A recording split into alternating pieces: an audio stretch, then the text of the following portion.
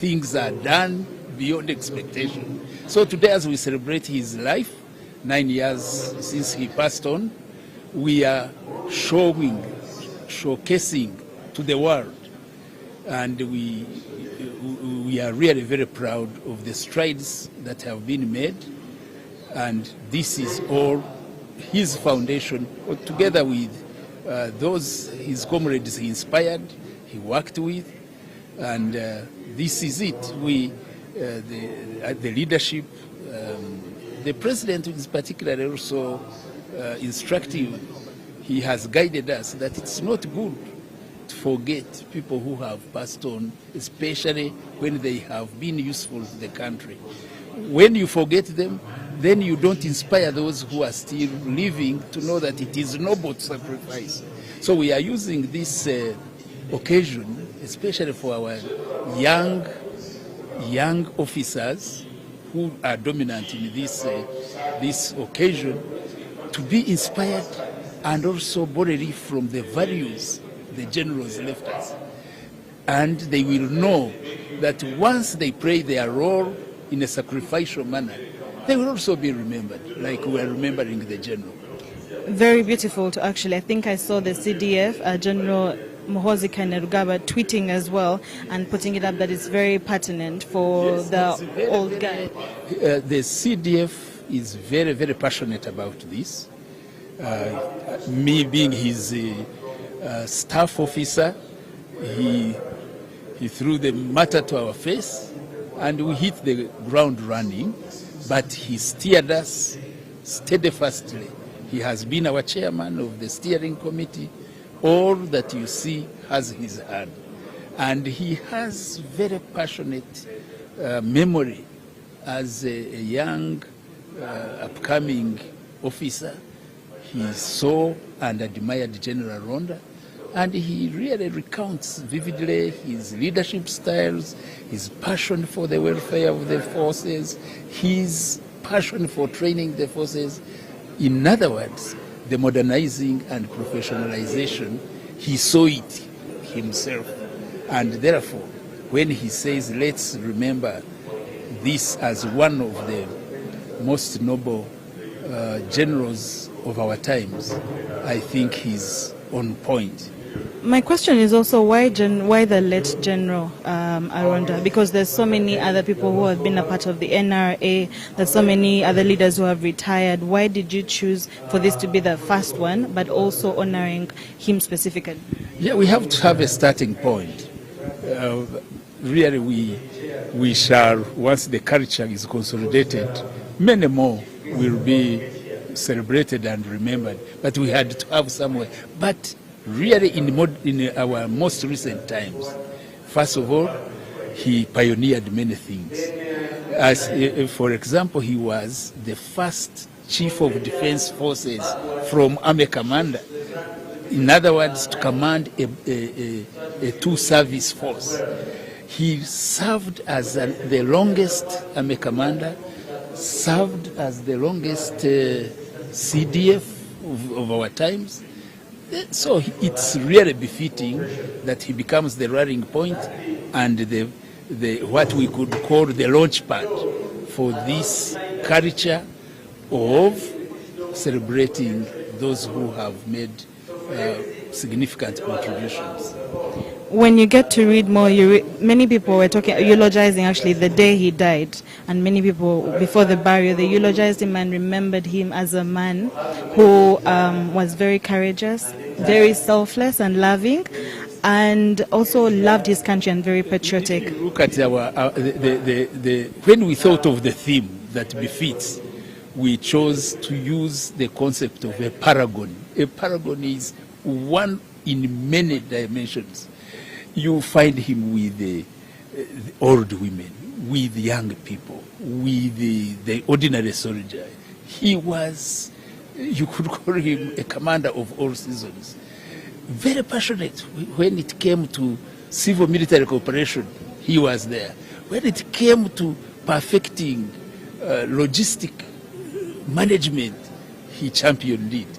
When it came to paying attention and importance to training, there is a time he went to open a course, and he discovered that the selection had not been carefully done.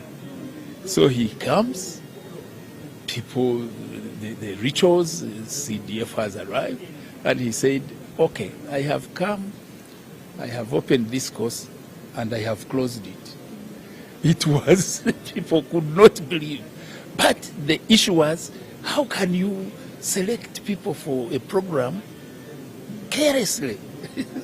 So you could see he was a person of detail. He tasks, he follows through, guides you to do the right thing. So people were right because he had touched all. If you asked these generals, each in his branch, he has a testimony to make. When I was a commandant at Nali, first of all, he picked me. He said, I have found lost property because I had been a staff in the movement secretariat which had closed. So I was expecting more deployment. So he said, now I have discovered you. You go. Chankwazi has also been abandoned. So I have found 2 lost properties, you and Chankwazi. But I can assure you, when he deployed me there, I don't know how many times he visited me and supported me to make gradual improvements. The Chankwazi you see now, the foundation is him. All those buildings which were dilapidated, whenever he would come, he would say, Masiko, can't we do this? For him, he was a person who always found a possibility out of impossibilities. So we owe the glamour to Chankwazi. To his effort, he found me lost, he found Chankwazi lost, he added us together and grooved us into a wonderful institution now. You can imagine if he didn't pay attention, maybe people would have taken over the land and so on. So people were right. If you ask the in charge of logistics, he will tell you he's the one who started our college. If you ask the one you were hearing the testimony about Wazalendo, he picked it. But more dramatically, there is what I call an impossibility of registering Ugandans. When he was made minister, he hit the ground running. He did what you can call the impossibilities. He networked, he brought teams together, he used what is called the whole government approach. And you can't believe, in 4 months when he launched the project, in 4 months he registered 16 million citizens. Since he departed, unfortunately, people are finding the shoes he left. But I think the spirit of now, remembering his legacy, is going to inspire those who are now holding forth to do the needful so that the momentum of citizenship registration and identification really doesn't go back to the boggy waters where he found it. Thank you so much, Afande. So yes. I wish every Ugandan to join us in celebrating on the screens. Like now UBC and other channels really join in being inspired in getting the values of a noble person.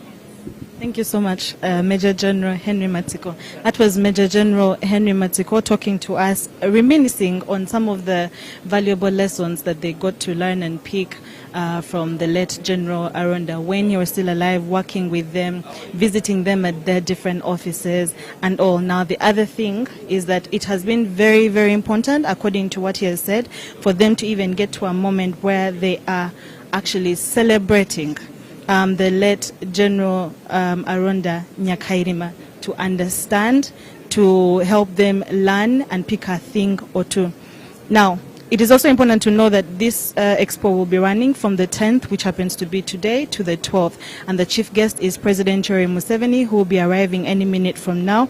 Like you can see behind me, there's literally a swarm of all security officers. That's the police, that's the army. UPDF is here to celebrate the general and to make a mark and to start celebrating people who have had a landmark in the history of NRA or the UPDF.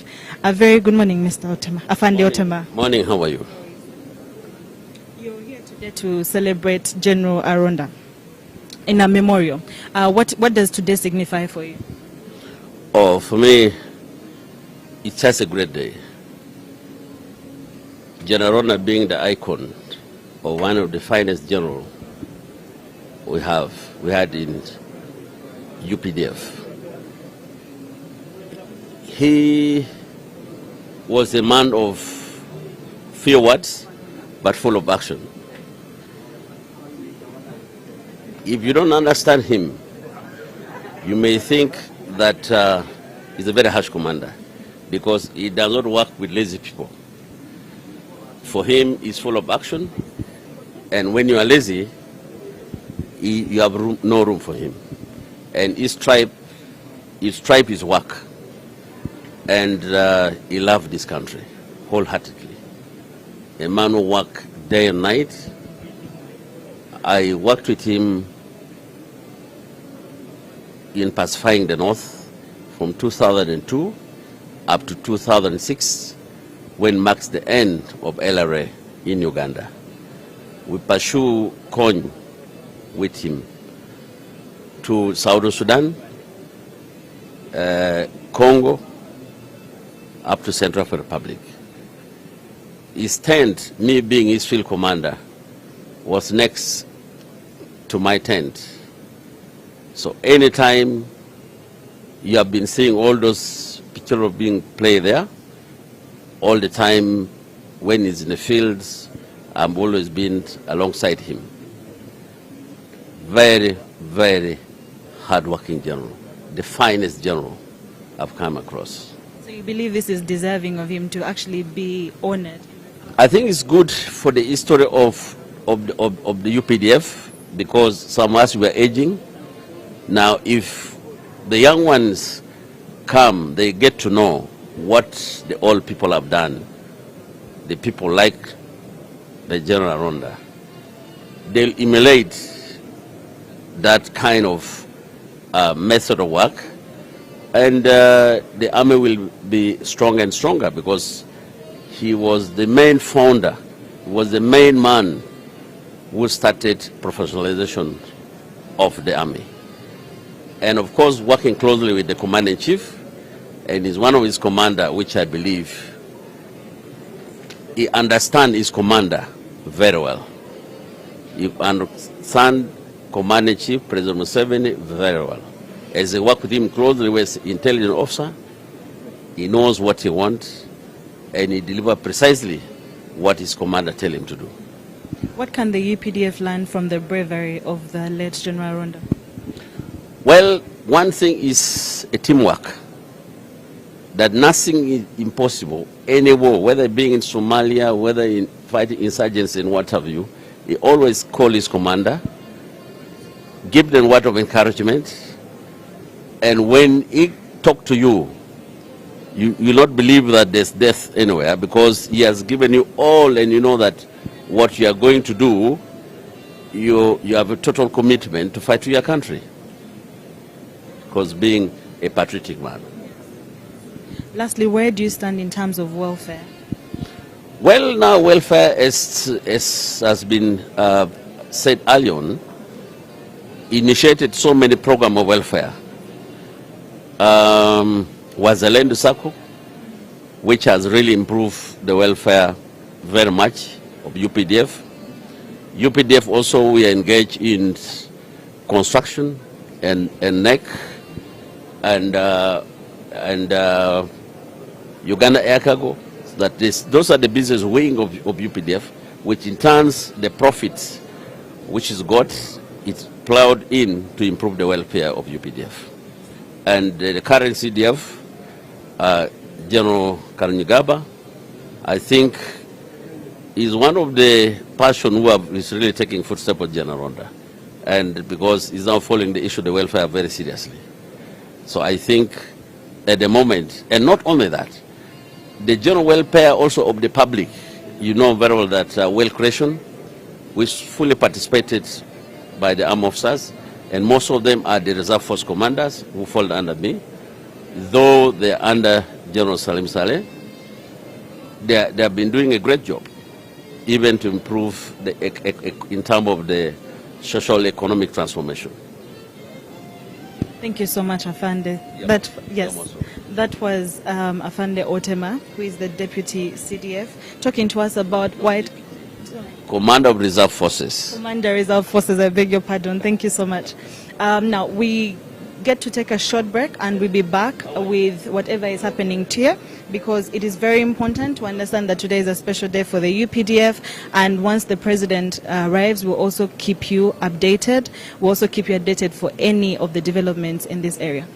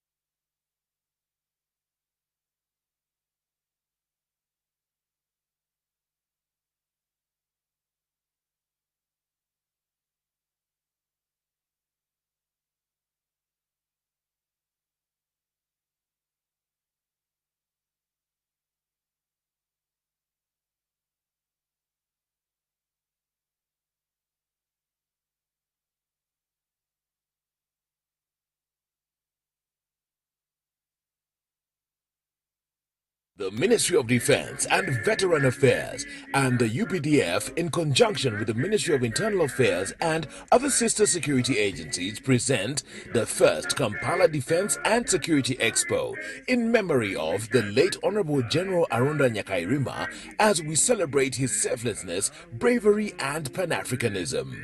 Activities will include an exhibition, memorial lectures by distinguished speakers, and Thanksgiving prayers to crown the three-day event.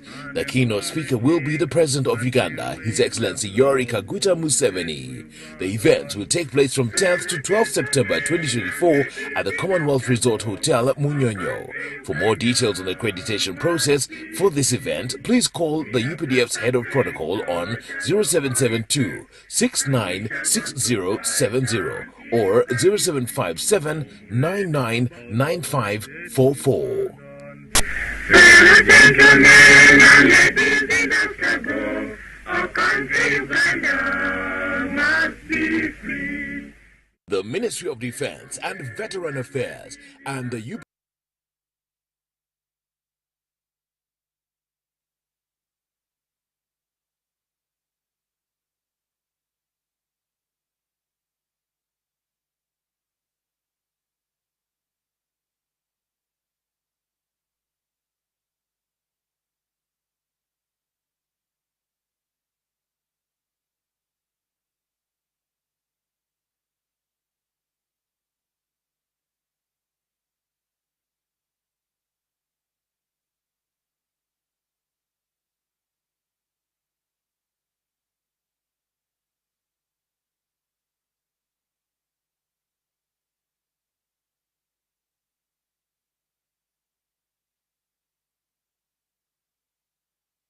but has decided to have a productive army by consolidating its position in business.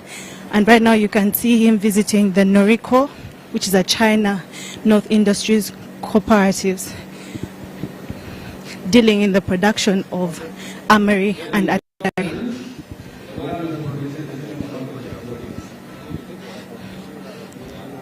Some of these companies are also manned by different investors, but working with the Ugandan government.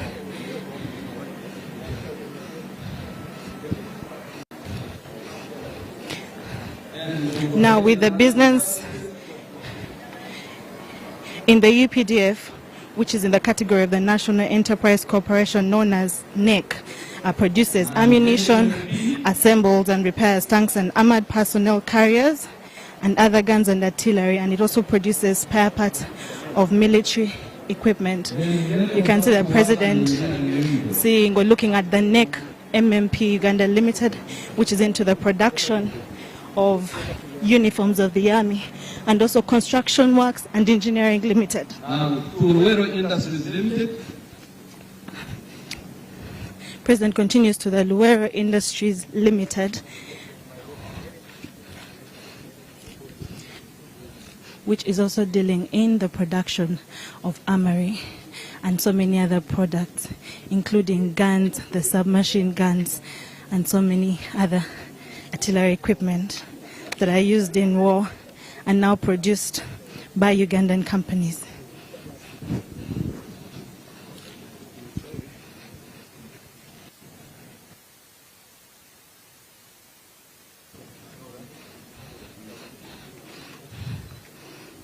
You can see the exhibition of different armory, and one of the guns that is being exposed is called the submachine gun. That includes a standard LMK kit with a long-range scope and a reliable magazine follower.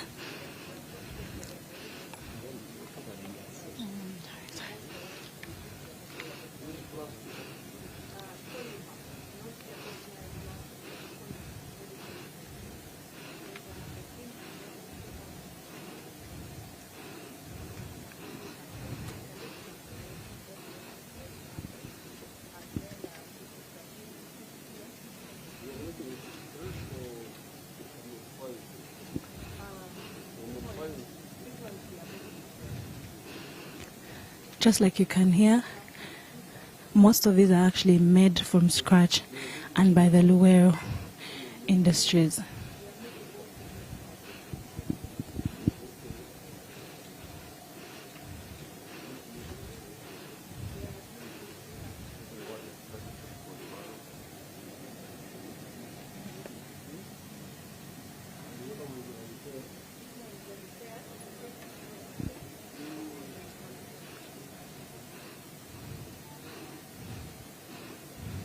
So there's an assembling and repairs of different armory used by the Uganda People's Defense Forces.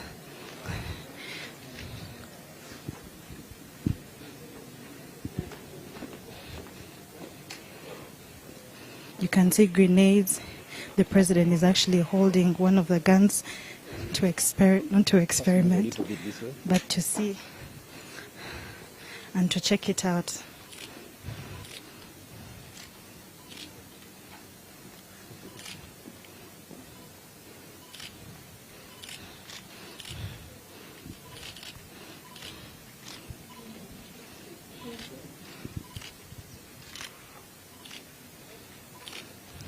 We can see the president unassembling the gun and also putting it back together, and of course with his expertise and having fought in the bush and knowing how to carry this. It is a walk in the park, but also a moment of admiration, looking at how much is done by Ugandan companies.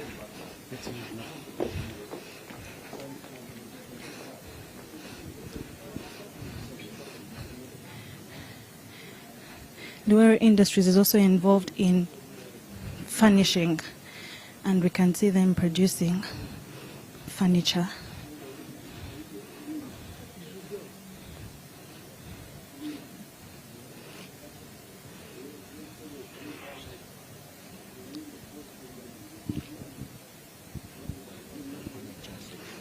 President is obviously checking it out and also asking questions.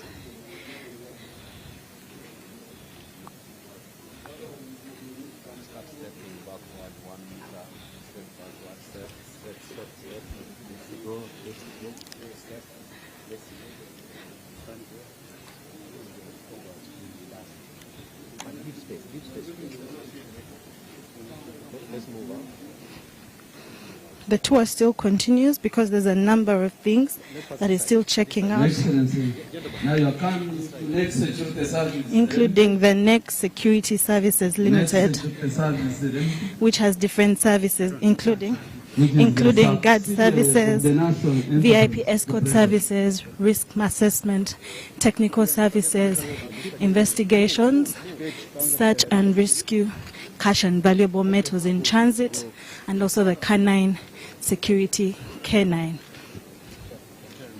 With the Next Security, they say that the mission is actually to deliver a high standard of security services and solutions, as well as providing peace of mind to their clients and a professional environment for their employees. The vision of the Next Security Services Limited is to be the leading provider of the most reliable integrated security services and solutions to their clients in every market that they serve.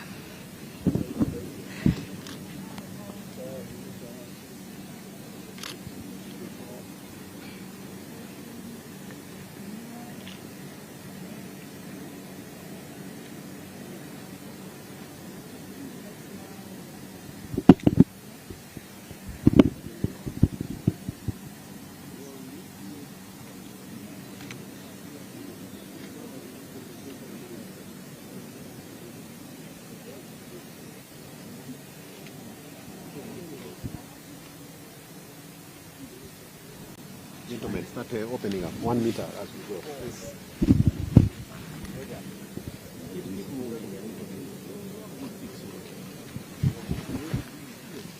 Your Excellency, we request The CDF, General Muhoozi Kainerugaba, has joined the President and many other dignitaries to still be a part of the exhibition.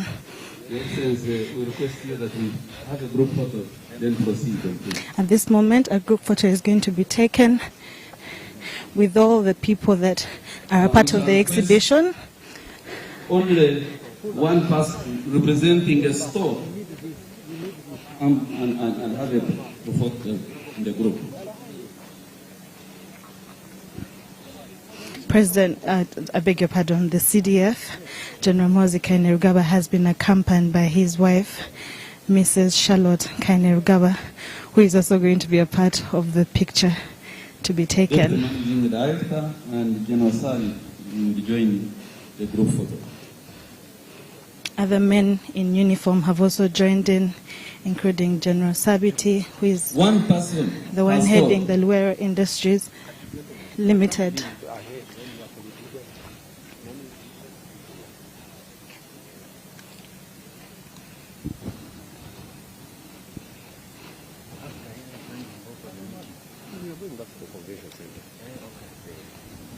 I don't know whether the meeting.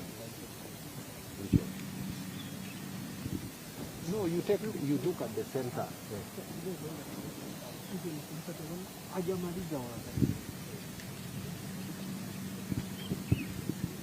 This is the first Kampala Defense and Security Expo 2024, which has been held in honor of the late Honorable General Rwanda Nyakairima as a memorial event. The visit still continues, and now the delegates have moved on to the Uganda Police Force to check it out and see what is in their store. Of course, this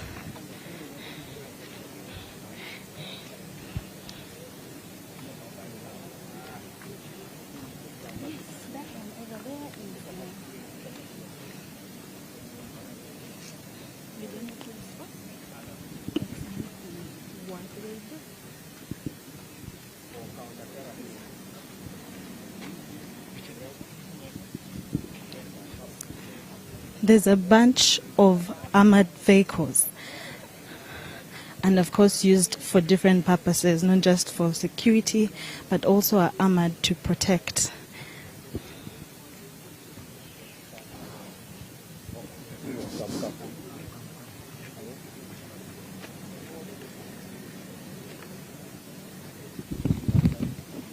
Next is Uganda Prison Services.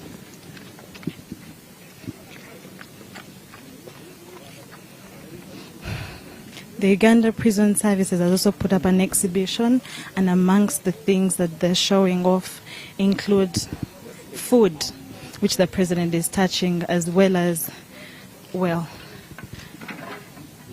furniture that they also make, as well as uniforms.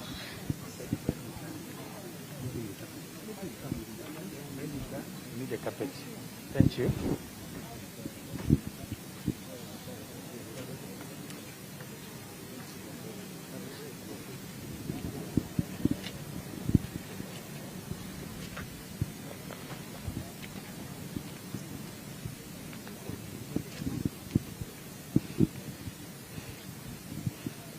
Now, the Uganda Prison Services have also improved a great deal, because now they're involved in the production of food that feeds different prisons in Uganda on a large scale. More items, including crafts that can be found in different markets of the country, have also been exhibited. He's feeding. Apple.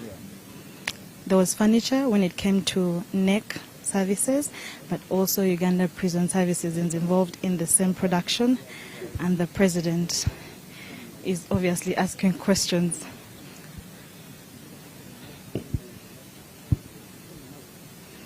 About furniture, which seems like more of an intriguing thing.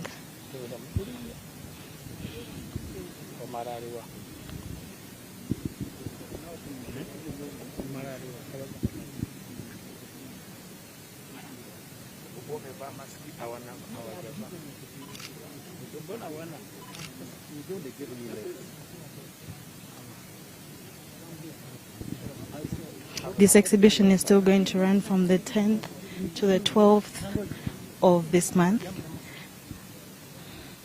and it will still be at Speak Resort Munyonyo, all in honor of the late Honorable General Rwanda Nyakairima. Next year, Remember, we are in Munyonyo at Speak Resort at the first Kampala Security and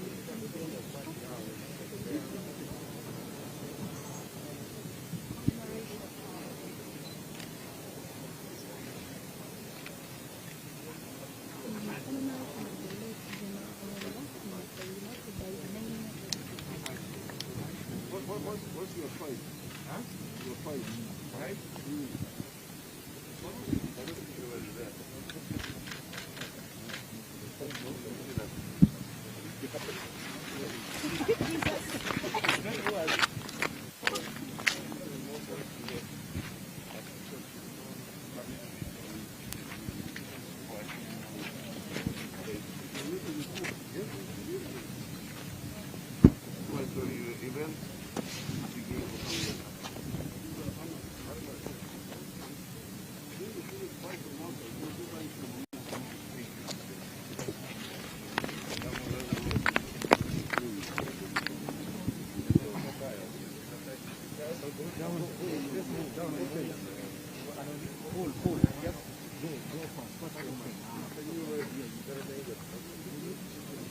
Like we earlier noted,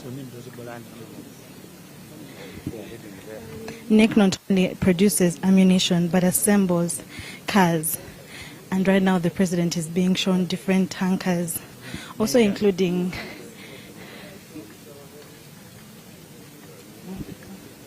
some that can be used on water. Next, Excellency, is the next farm Katonga.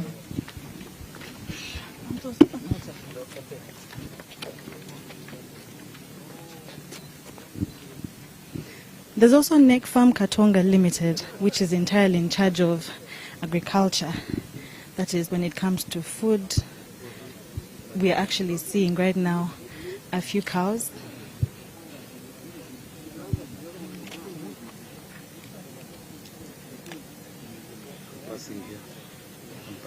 A few cows we believe that the NEC farm has at large to help in the production of food, of meat, of milk on a large scale to generate income for the UPDF. Your Excellency, this Expo has drawn entities also news and internal affairs.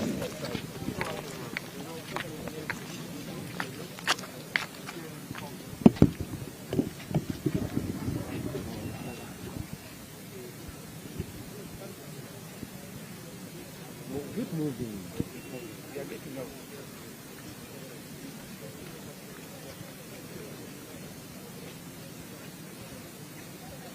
Thank you, Your Excellency. Thank you. We've come to the end of the exhibition, and you can see different portraits of the late General Aronda Nyakairima, who was born on the 7th of July 1959 and passed on the 12th of September 2015. The exhibition still continues with a meeting that will be taking place in Rwenzori Hall, where the president will be addressing soldiers and other people of the UPDF.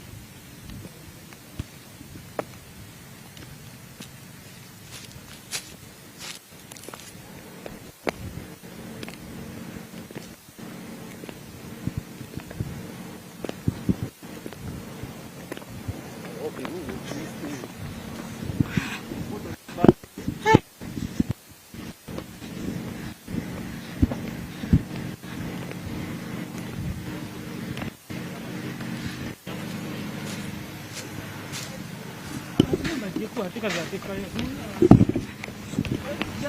have to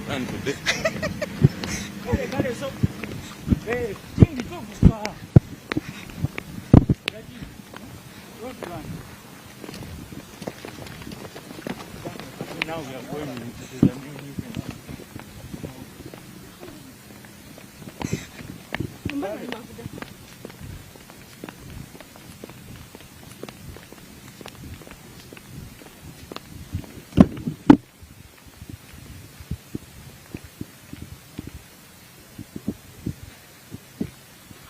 Bernard.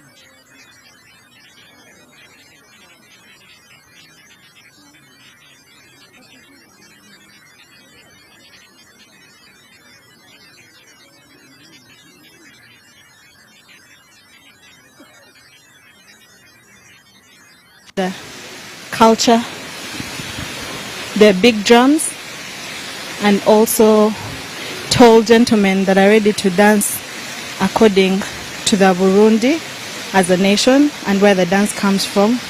And of course some that are dressed and adorned as people from the north to dance Larakaraka or Agwara as a dance. In a few minutes, we'll be receiving the president, who is going to start and commence this activity.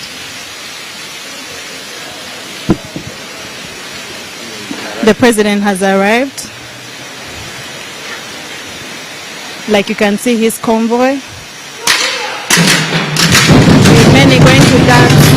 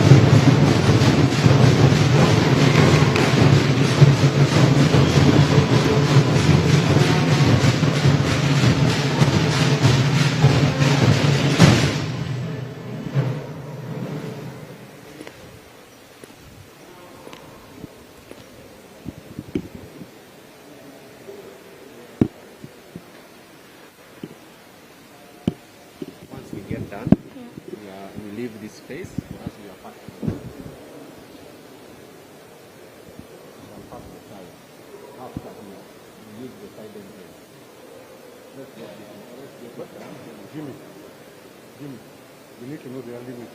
It is here. The line is well drawn.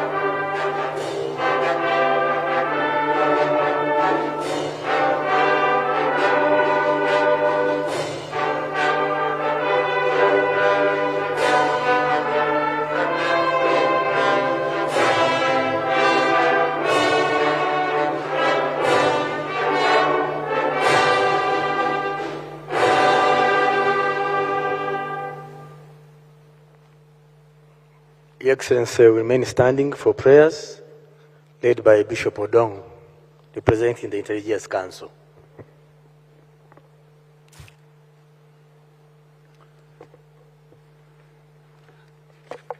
Let us pray. Greater love has no man than this, that a man lay down his life for his friends. Our God and Savior Jesus Christ, we thank you for the gift of life, family, and friendship. As we remember the late Honorable General Aronda, who was indeed a paragon of revolutionary sacrifice, a Pan-Africanist, and an accomplished freedom fighter, we thank you for his life and family. We ask, dear Lord, that the legacy of Honorable Aronda will continue to shine in our hearts and challenge us to be more patriotic as we serve our country. We thank you, Lord, for the leadership of His Excellency, the President and the Commander-in-Chief of the Armed Forces of our country, Uganda, the Chief of Defense Forces, and the entire leadership of the UPDF for the excellent service to our country. I therefore pray that you bless all the activities being done in remembrance of the late Honorable General Nyakairima. In Jesus' mighty name we pray. Amen.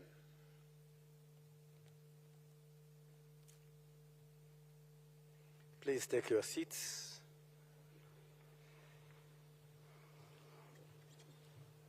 Your Excellency, sir, my Lord, the Chief Justice, the Secretary General of the ruling party,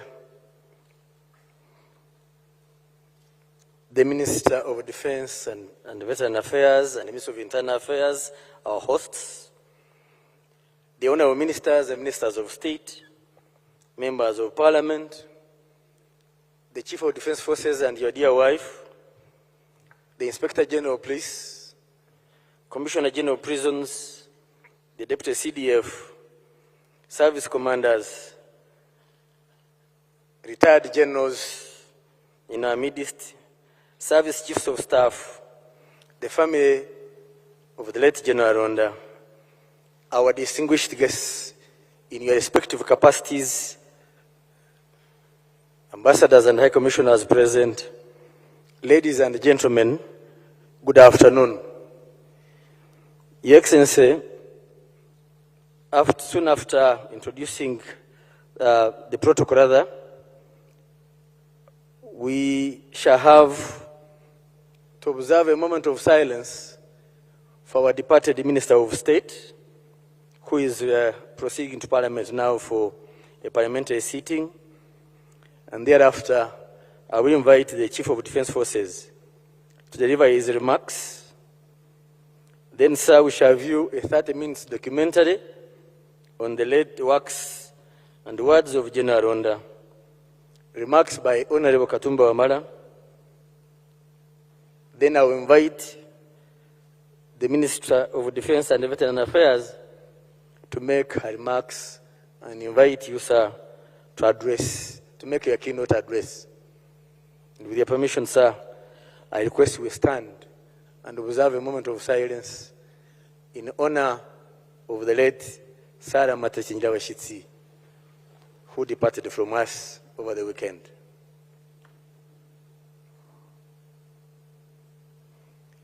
May her soul rest in eternal peace. Thank you so much.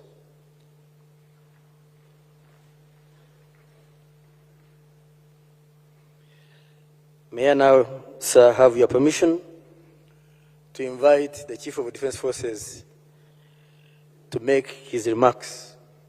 The speakers on the other side have a microphone provided, as the speakers this side will be using my microphone here. Thank you, Your Excellency.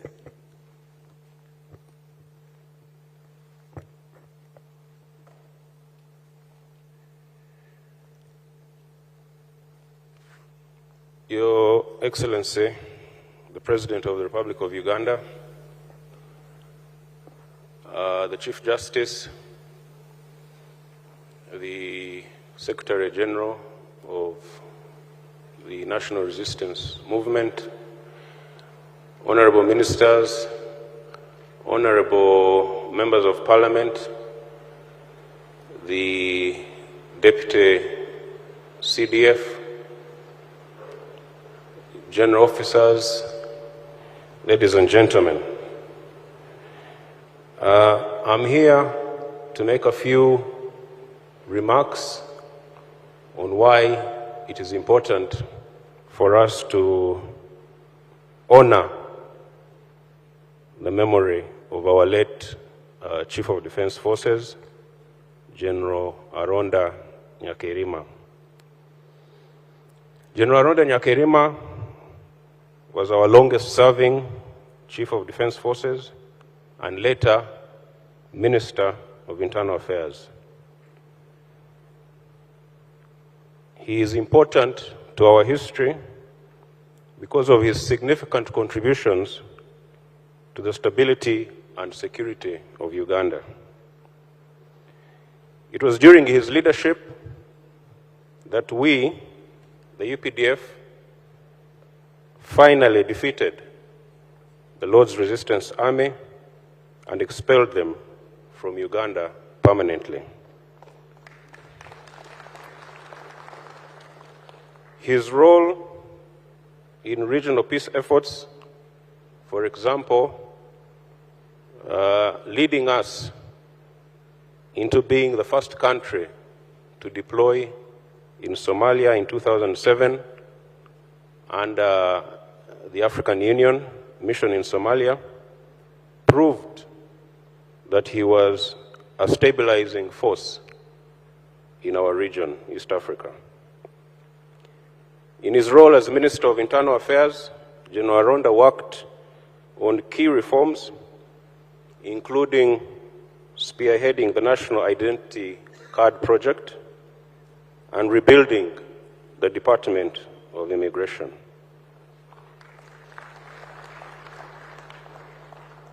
His integrity and dedication to public service have left a lasting impact on the nation's security and governance. Remembering and honoring General Aronda is important because he symbolizes commitment to national service, security, and peace. His leadership and reforms have had a lasting influence on Uganda's defense forces and even on our civil administration. His legacy serves as an example of selfless service to our country. In remembering and honoring General Aronda's life and work, we are preserving our military and national history. His leadership during critical moments had an effect on the outcomes of conflicts and on national security. By remembering him, we preserve these lessons for future generations. General Aronda's story and many other heroes, because he's a representation of the many heroes we have had in UPDF, provide a powerful example of courage, dedication, and commitment. Honoring their legacies will inspire current and future leaders in the military and in the civilian spheres to exhibit similar qualities. This indeed is the main objective of this memorial function. We want to inspire the young officers and men of UPDF to follow the example of great heroes like General Aronda. We remember General Aronda not just for his military achievements, but for his ethical conduct and principled leadership. He offers an example of how to balance power with responsibility and humility. By honoring him, we acknowledge the personal sacrifices he made, as indeed many officers and men in the UPDF make on a daily basis. Sacrifices of personal safety, health, or even their lives for the greater good of this country. Honoring his legacy is a way to ensure that his contributions are not forgotten. For all these reasons, it is right and good that we honor his memory with the various lectures that have been planned over this two-day period, and with the inauguration of the first Kampala Defense and Security Expo. I congratulate the Ministry of Defense and Veterans Affairs for organizing this event, and I wish you all fruitful deliberations. Thank you very much. Asante.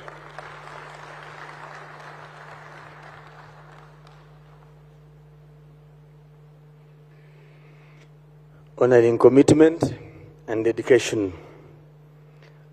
Your Excellency, sir, may I have permission to invite the Minister of State for Defense and the Veteran Affairs, in charge of Veteran Affairs, standing in for the Minister, to come and make her remarks, and then invite you to address our guests and make your keynote address.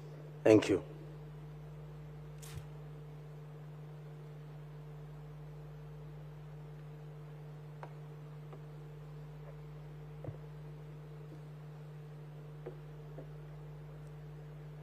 Your Excellency, the President of the Republic of Uganda, the Chief Justice, Secretary General of the mighty party NRM,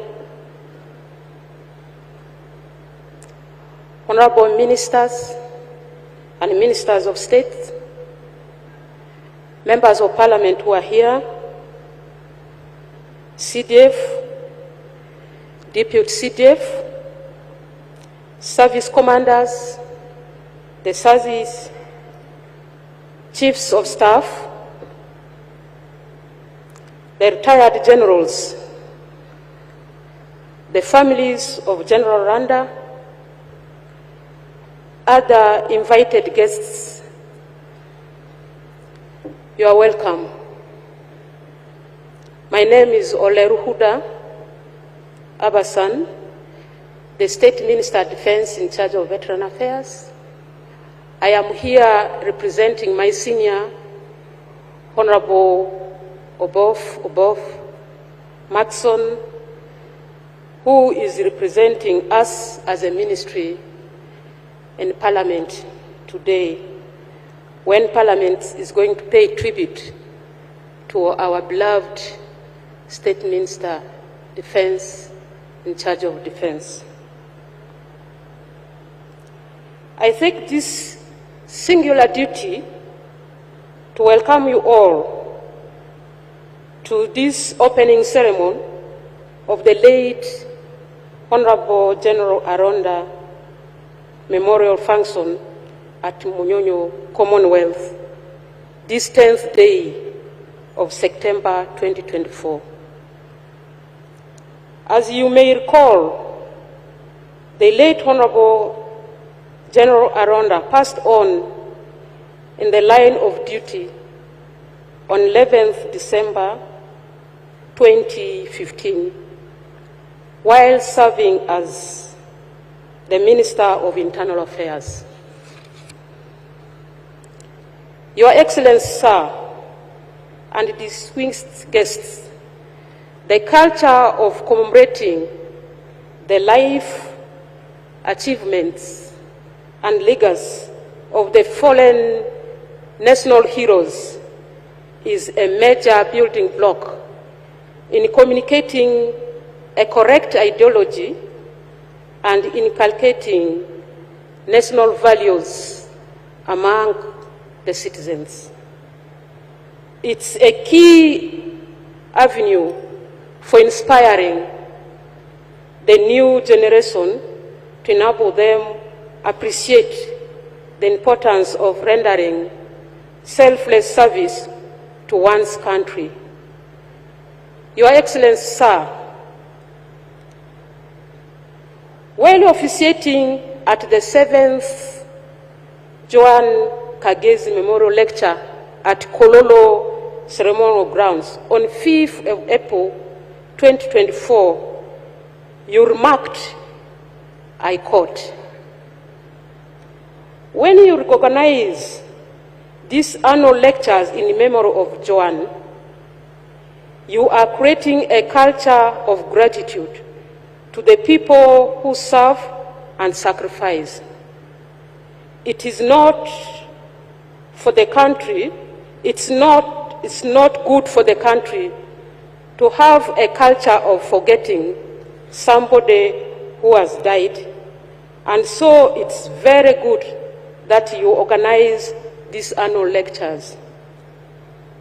Your Excellency, sir, that quotation you made has inspired us as Minister of today to be here.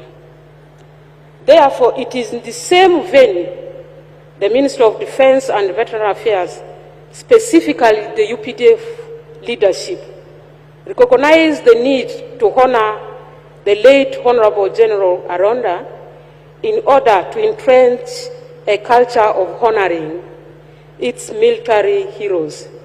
It's key to inspiring patriotism in new generations and values that should be emulated, and as a way of maintaining track of our military history, Your Excellency, sir. Your Excellency and all the invited guests, this memorial event is a 3-day dimensional event, starting today 10th to 12th of September 2024, under the theme celebrating the life of the late Honorable General Randa, a paragon of revolutionary sacrifice, Pan-Africanism, patriotism, courage, and an accomplished freedom fighter. That is our theme for today, Your Excellency.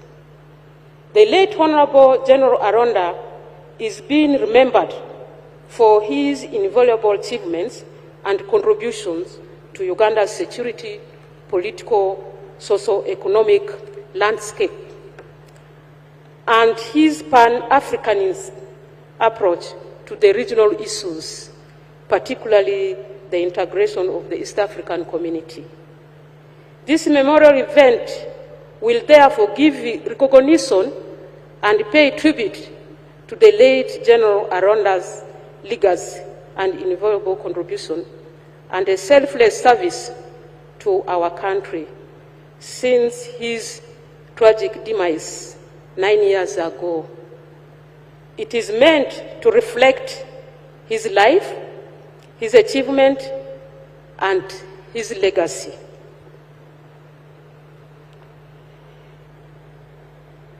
Your Excellency, sir, the following are the activities that will be carried during the time we are here.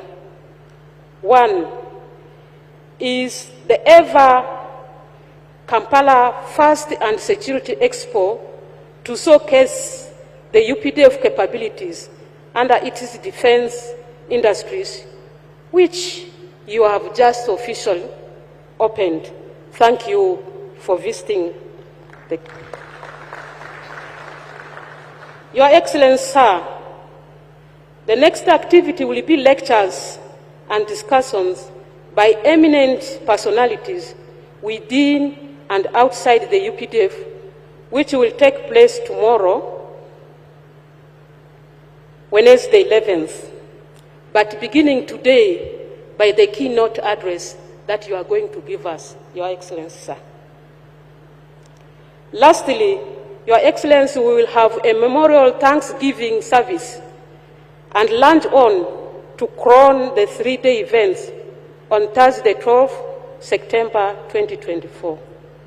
Your Excellency, sir, and invited guests, the commemoration of the late Honorable General Aronda's unwavering and selfless commitment to the service of the UPDF and his country with integrity is invited to result in the following activities. 1, it will lay a foundation for ethical leadership and will inspire young and upcoming military and civilian leaders to the selfless service of their country. 2, it will enhance efforts towards defense diplomacy and promoting a regional cooperation in achieving the peaceful conflict resolution and unity within the country, the East African region, and beyond, Your Excellency.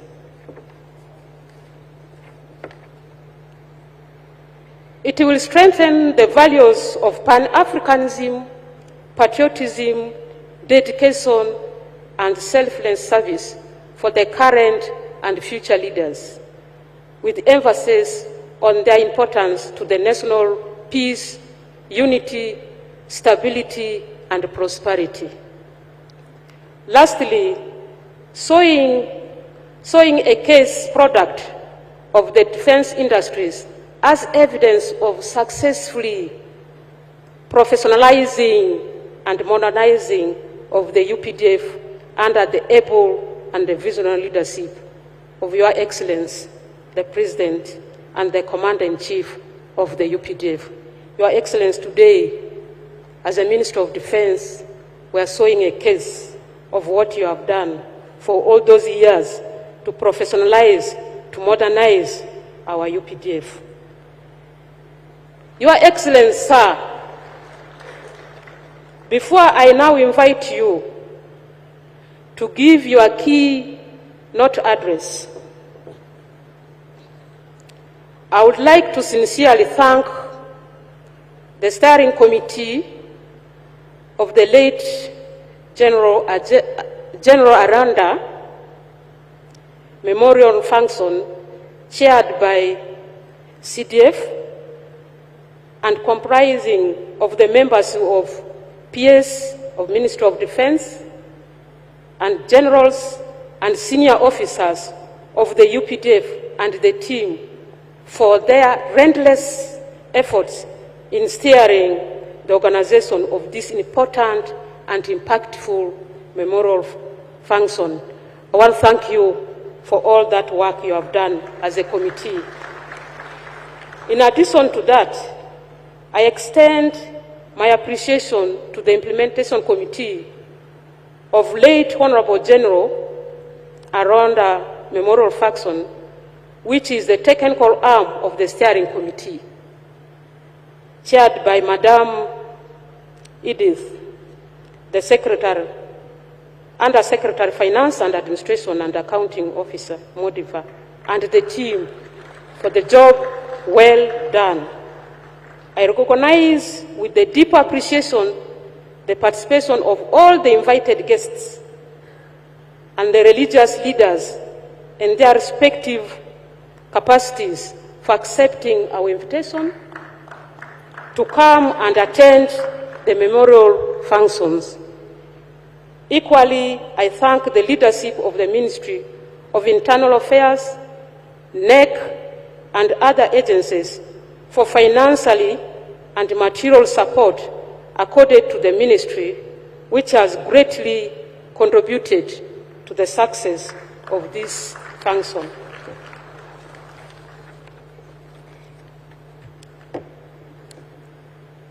I thank you all, the media houses who are here and who have been disseminating this event within and beyond Uganda, which has resulted in this big turn-up and in the participation of the memorial function.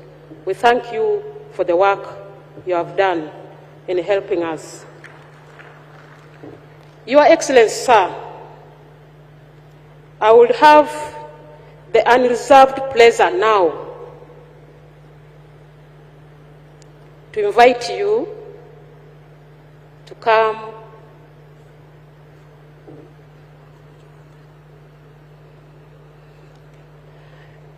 Your Excellency, sir, it's my honor and pleasure to invite you to show the documentary of MC.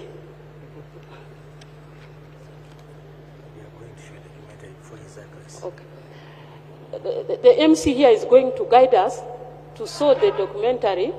Then after that, the table will be yours, the podium will be yours to address us, Your Excellency. Thank you.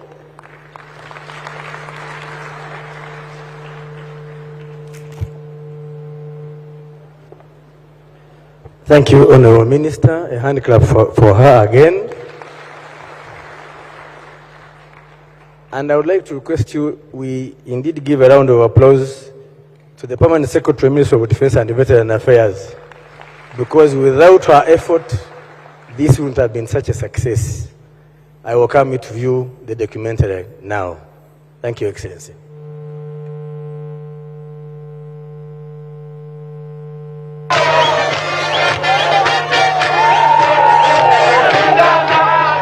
In a land rich with history, one man stood out as a beacon of hope and unwavering dedication to duty. His name resonates through the annals of history, a name that embodies compassion, leadership, and courage in the face of danger. For UPDF, we must finish an unfinished business. We had to come here and end this Iranian terrorist group. This is a story of the late General Aronda Nyakairima, a soldier par excellence, a man whose legacy transcends borders and inspires generations. Heart of a Hero, the legacy of the late General Aronda Nyakairima.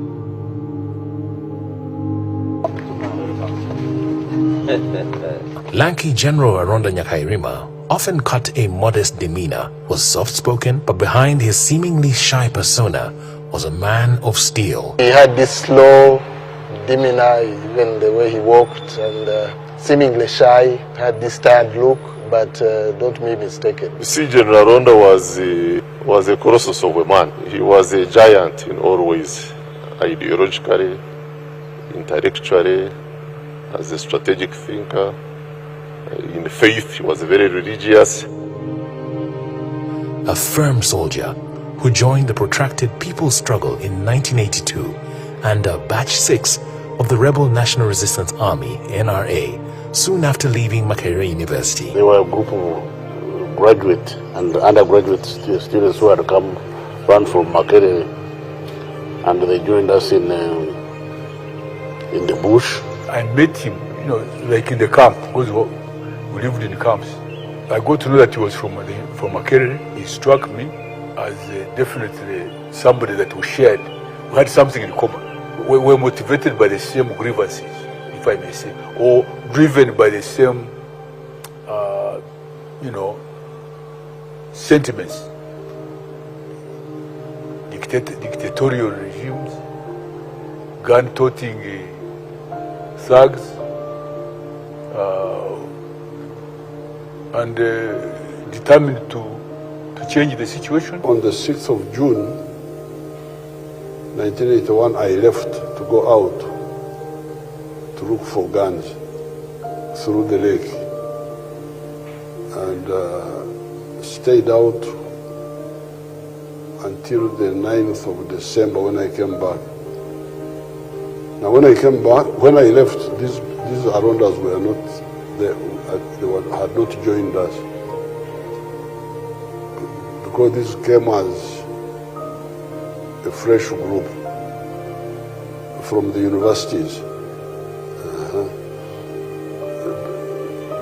Before I left, we had the people who had gone to the bush from the army, the old army, from UNLA, UA, and then we were also recruiting the villagers. Now, when I came back, I found that there was quite a big group of young people who had come from the universities. They are around us, Henriette Mukunde. As a fresh graduate with a Bachelor of Arts degree in political science, little did youthful Aronda know that his path would lead him to a life of service and sacrifice for his nation. Even when we were participating activists in the university politics, you could really see him already a distinguished person who wanted to act deliberately, not in an excited manner. His Excellency Yoweri Kaguta Museveni, senior UPDF officers and friends who worked closely with General Aronda from the time he joined the Bush War struggle to his untimely passing on 12 September 2015, remember the fallen general as an indefatigable officer. He was a good mobilizer of both the army and the civilian population. And he was a good communicator. He could explain his vision. He told us in one of the meetings, he said, all commanders, it was like an instruction. He said, don't waste time. Whenever you meet soldiers, don't waste time with a lot of speeches, and just focus on 5 things. Discipline, health, welfare, training, and something else. There were 5 points, and he kept emphasizing that in his messages. My 5 points. My 5 points. So he was like a teacher. Could hardly go anywhere, and he doesn't know a person in this country, the corners of this country, from LC chairman to politicians, name it, and use that one to endear the force to the Wananchi. For Aronda, it was not a problem at all, because that was his original starting point, to be a mobilizer. For instance, we would have some of our commanders, like Rwanda were calling suicide Katunji.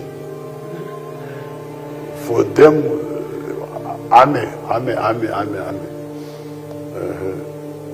For army fighting guns. But without the people, you can't fight. And yet, the line of the NRM is the strategic reserve of the army are the people. For him, it was not about positions. It was about work. He believed in other people, like ourselves, the civilian part of the ministry. He believed in his colleagues, the military, and he was guiding them very well in whatever they were doing, and he would delegate to them, this for purposes of growing them and ensuring that at least, even if he's not there, government work doesn't stall. He used to say that you cannot afford to sleep as an intelligence officer, because at the night that's when the thieves wake up. That when you sleep, when the thieves have woken up, then you are doing a disservice to your country. Commissioned in 1986 as a junior officer 2, an equivalent of a second lieutenant today, General Aronda rose through the ranks, serving with distinction and dedication in every role assigned to him by the Commander-in-Chief, President Yoweri Kaguta Museveni. We can say that under General Aronda's leadership, the EPDF managed to defeat insurgencies in the country. There were many commanders who contributed, who did a lot of work in that direction. But I think it was under General Aronda where we finally put an end to insurgencies, especially northern Uganda. The context of his rise to leadership and to command is also interesting. He came in the footsteps of a few others who were clustered as intellectuals. There was this misconception that command was for the non-educated, and the educated were for staff work, desk jobs. And because they didn't want to soil their sleeves, they were being teasing, they say, these are intellectuals, they are soft, they can't fight, they are not tough like the other people, the villagers and the old soldiers. But for us, we were very happy with them because these intellectuals, after their desk training, because they will be trained in military. They will be trained, then after training they will be either PCs or intelligence officers. Because of writing. Because for intelligence work, you need to write. For political work, you need to write. That's why we were taking advantage of them in that line. Some of them became very good commanders. Right from the early days of the Bush War in the early 1980s, General Aronda honed his skills in intelligence, delving into the intricacies of people's protracted struggle and the post-1986 liberation era. That was 2 months after the capture of Kampala. At that time, he was operating from room 15 of the Central Police Station. I remember it was during that time that the National Resistance Army carried out the first operation in the city to curb insecurity, and it was called Operation Nagoya. It was called Nagoya because we were targeting unregistered vehicles, and all those vehicles were coming from Japan, hence the name Nagoya. So I was actively involved in that operation. I was a roadblock commander around the Ginger Road, and General Ronda was coordinating operations based at the CPS.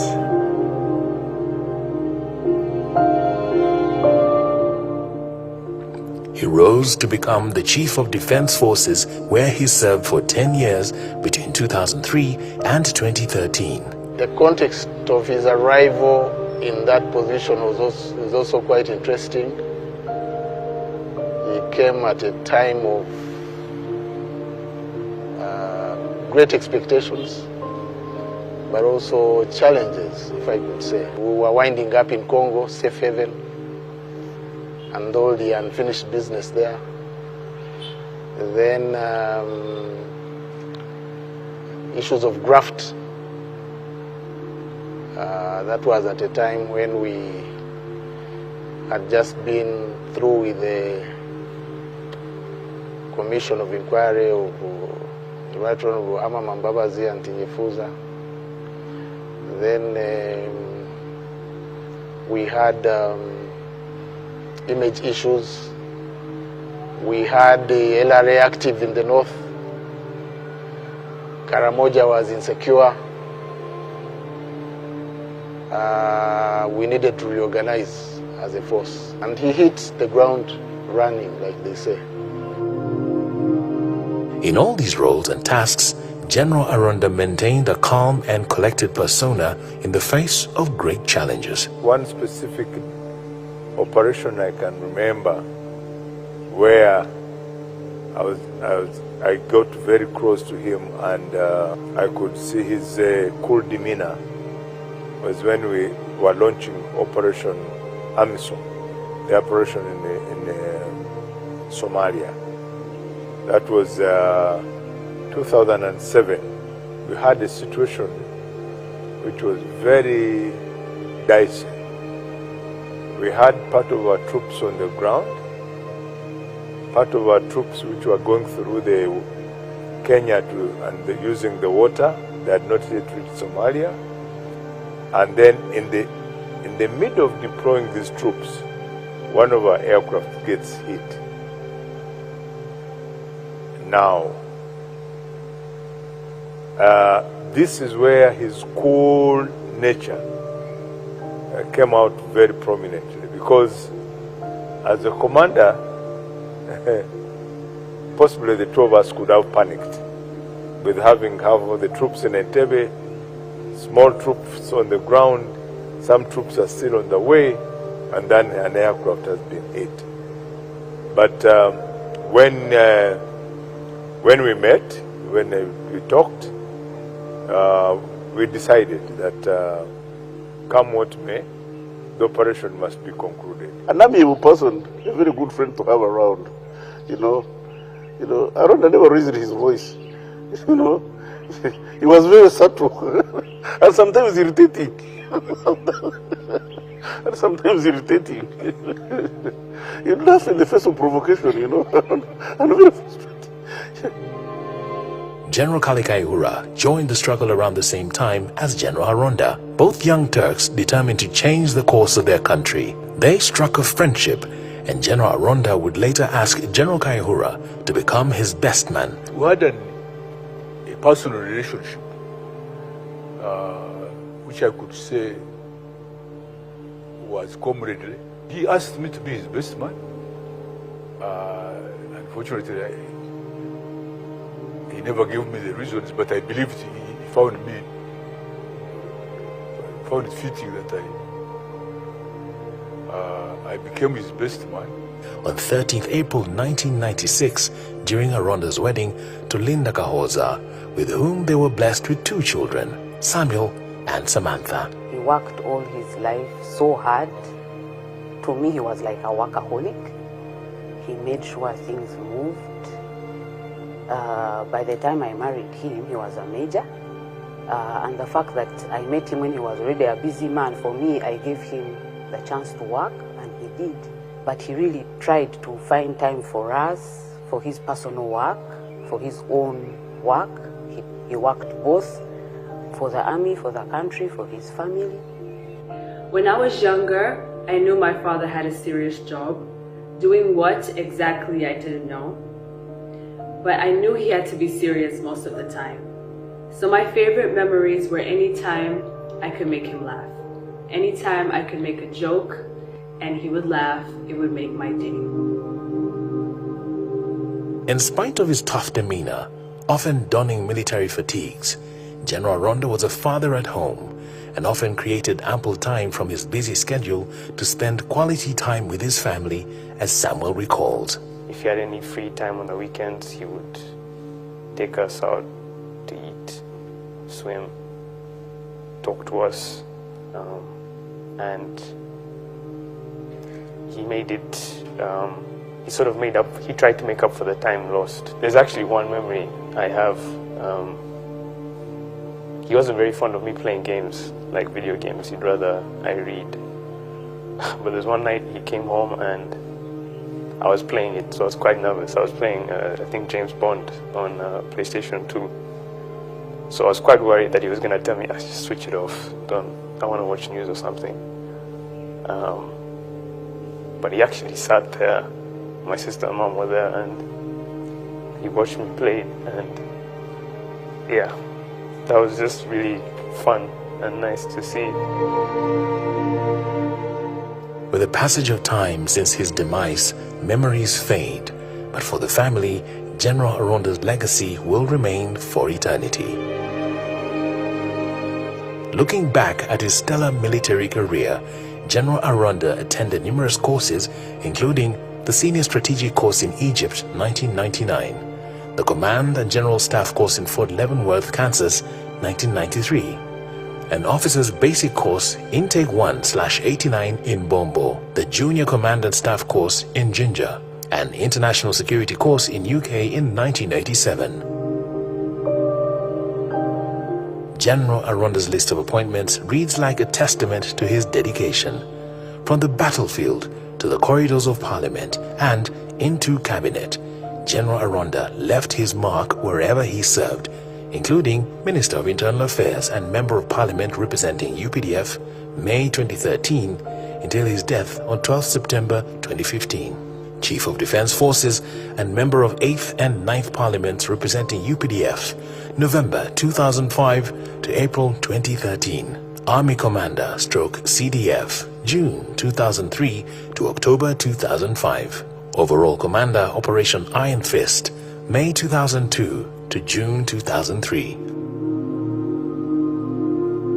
Commander Armored Brigade, August 1996 to 2002, contributed to the constitution-making process as a Constituent Assembly CA delegate in 1994, where he pushed for UPDF representation in Parliament, later becoming one of the first 10 UPDF legislators.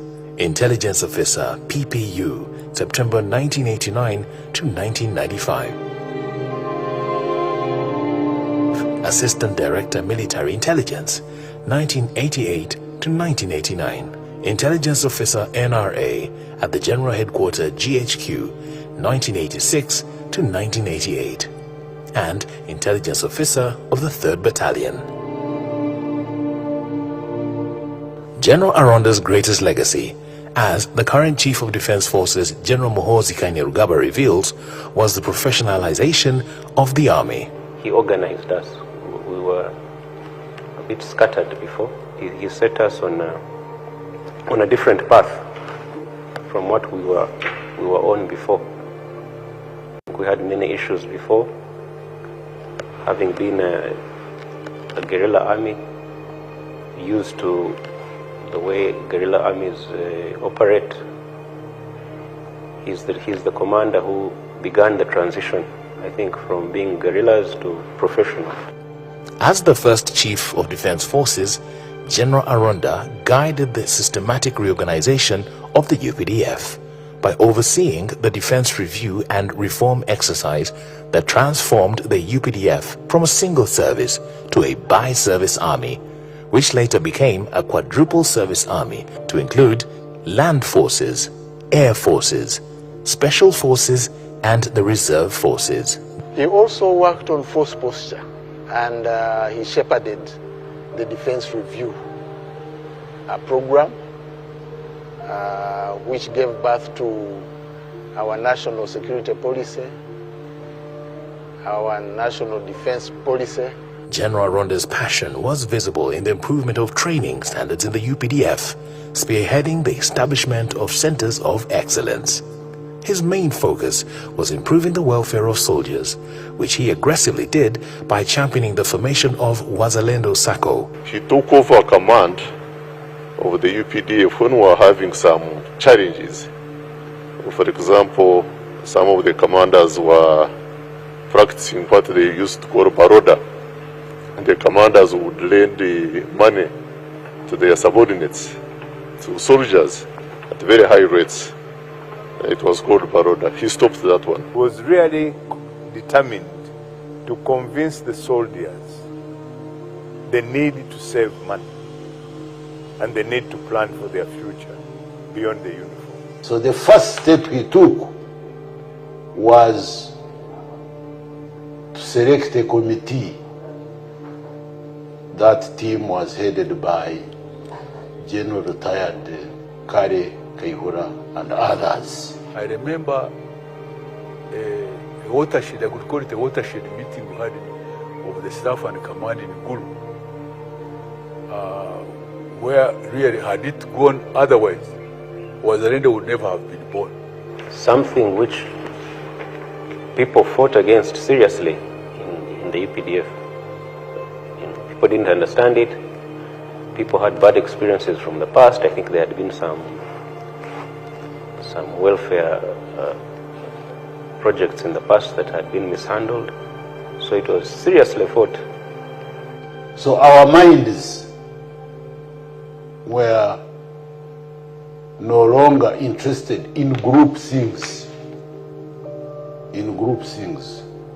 So there was a lot of resistance. There was a debate. That time there was a salary earners scheme which was touted by the commercial banks, and many of us were on it, in fact.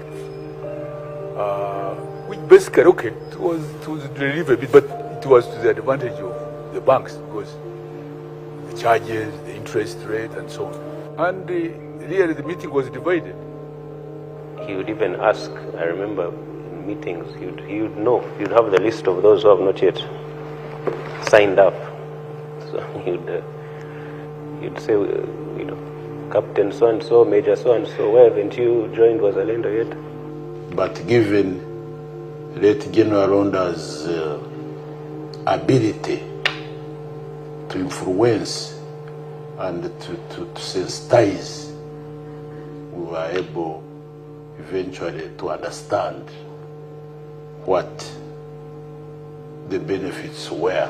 Given the resistance at the time, General Aronda devised means to obtain buy-in from all the soldiers, particularly those initially opposed to Wazalendo Sacco. What made it possible was that command took it over. And that was because of General Aronda's leadership. He insisted that don't leave it to your commissars to explain to soldiers. You yourself explain to them. Because you see, with the cooperative strategy, it's not about ordering, that we are giving orders, which is the way we operate in the military. This you have to persuade, because somebody is parting with his statutory payment, which is his salary, part of it, to save. But obviously we have to convince them that it's for their benefit and the benefit of their family. He brought guest lecturers and technical people to lecture. But he would also hire practitioners, experts in financial literacy, experts in banking, experts in investments, experts in savings, all that. So the purpose was, I want my people to understand. And I became the first economist for it. And I was their advisor on the economic part of it, on how to get all soldiers safe and how to structure the loans and how to ensure that they avoid the typical challenges of poor financial management, adverse selection, moral hazard, and so on, together with the General Bakahumura when he was a chair, and then others came on board later. Which is now the biggest SACCO in Uganda. This is a SACCO which started with the 230 million shillings. It was 238 million actually.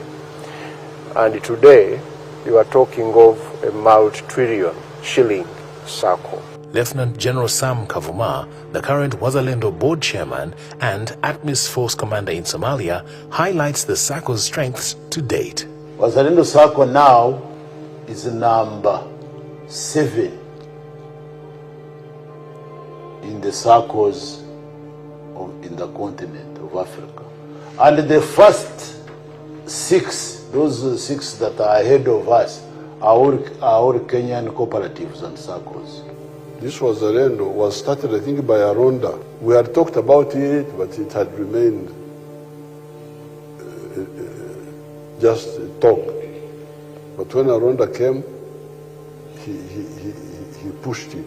In the same spirit of ensuring the well-being of soldiers and their families, General Aronda conceived the idea of constructing an Apex UPDF National Referral Hospital, currently under construction in Buya. Let's just start. Let's go and break ground, then the rest will fall in line. So we broke ground with no money. But after that, what we did was to make sure that we put aside funds from the ATMIS remittances that were specifically for, support of the soldier in the mission area, and of course buying some other things for the mission. And this is what we put on the hospital, and we started. And right now the hospital is almost complete, and it is beautiful. And we are proud, at least to know that Aronda took a step in spite of having no hope of getting money. He said, let's go there. And we opened the ground, and after that, the money had to come. But he's also someone who put emphasis on education of the soldiers' children, on their health. So he set up a number of medical centers in different units. He set up and promoted schools. So he really cared for the welfare of the soldier. General Aronda, under the guidance of His Excellency Yoweri Kaguta Museveni, spearheaded the creation of the UPDF Spouses Desk, which has since been expanded into a department as a support system to the soldiers out on duty on the front line.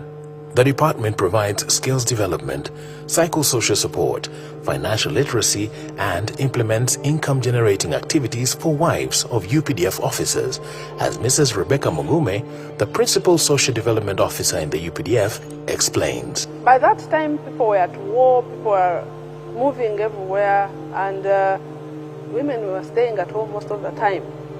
So with this introduction of social work and skills development and training and empowerment to the women, they've grown the money, they've grown themselves. The welfare has changed.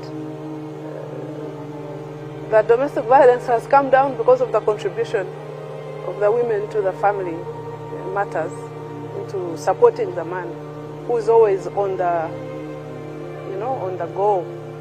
On deployment, on training. General Aronda's legacy is deeply embedded in his tireless work ethic and commitment to service, exemplified during his tenure as Minister of Internal Affairs. He would come to Karamoja 3rd Division, he spent 3 days, and it is like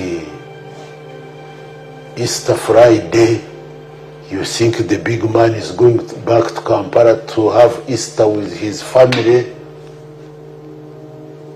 Then the next day you hear he's sending a message in Nzara, in South Sudan. You mean this man did not go home? Supervision.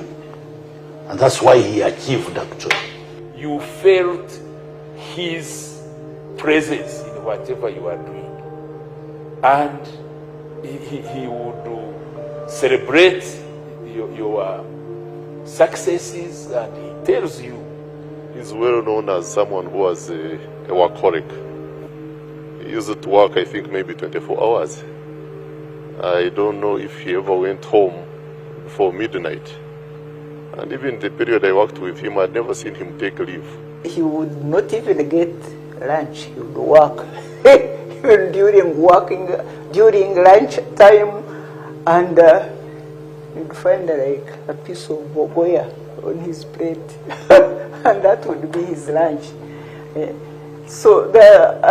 Even beyond that, because sometimes he would call you and it's 8 o'clock in the night, and then you ask him, "Where are you?"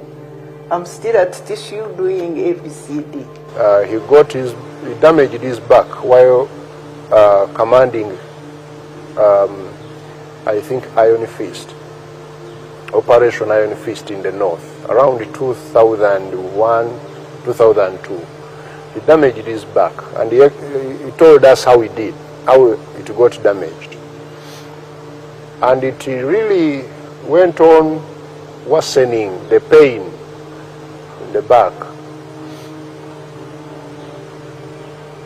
Then, one time, Patrick asked him, "Aronda, why don't you go to hospital and they sort out this back?" He said, "Patrick, where is the time?" The way he used to, "Where is the time? Where is the time?" And indeed, the guy thought he shouldn't even waste a minute on a hospital bed. Person who never even succumbed to forces of biological demands. You go in a meeting, once he's seated, you must be careful if you have gone without eating enough.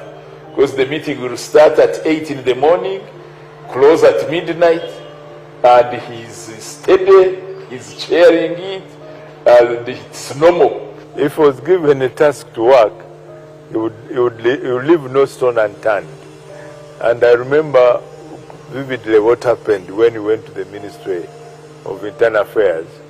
And some of our civilian friends were saying, this man is driving us like military men.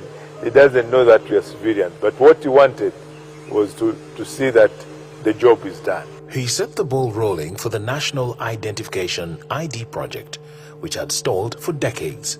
As minister and national coordinator of the national ID, there are hardly any words which can fit how much he put in.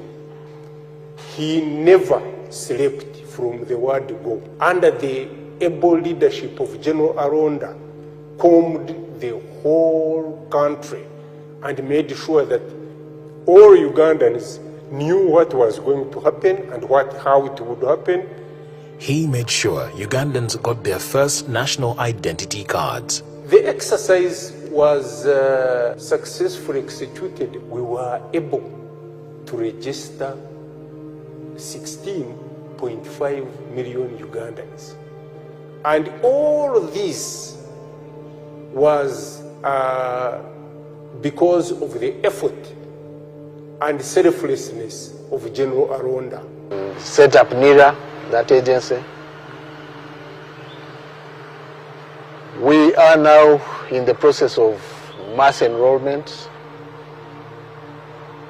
but we are building on the foundation of General Aronda. A highly disciplined officer, General Aronda was a sworn teetotaler, even during the tough Bush War times.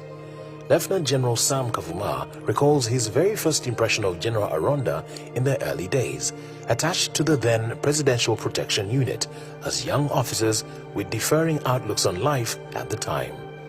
I want to confess that my first impression about late General Aronda Nyakairima, comrade, was a negative one. That one I must confess. Because, reason being, Aronda disliked all the habits I treasured. So definitely we could not be friends. But later, that was, we were young, but later as we moved on, growing, both in age, in ranks and in responsibilities, I started knowing who exactly General Aronda was, and this time positively. A man of vision and courage, General Aronda instilled in others the values he held dear, leaving a mark on the DNA of the UPDF. General Aronda, those who have been keen about serving, were greatly impacted. Some of us can easily see them, the way they do their work. At times they make you remember the Aronda, the very commander. Then Aronda motivated many people, many of these young officers, you know. He groomed them, he identified them, he pressed them where he thought they would deliver, he motivated them, and some of us really are where we are partly because of his motivation.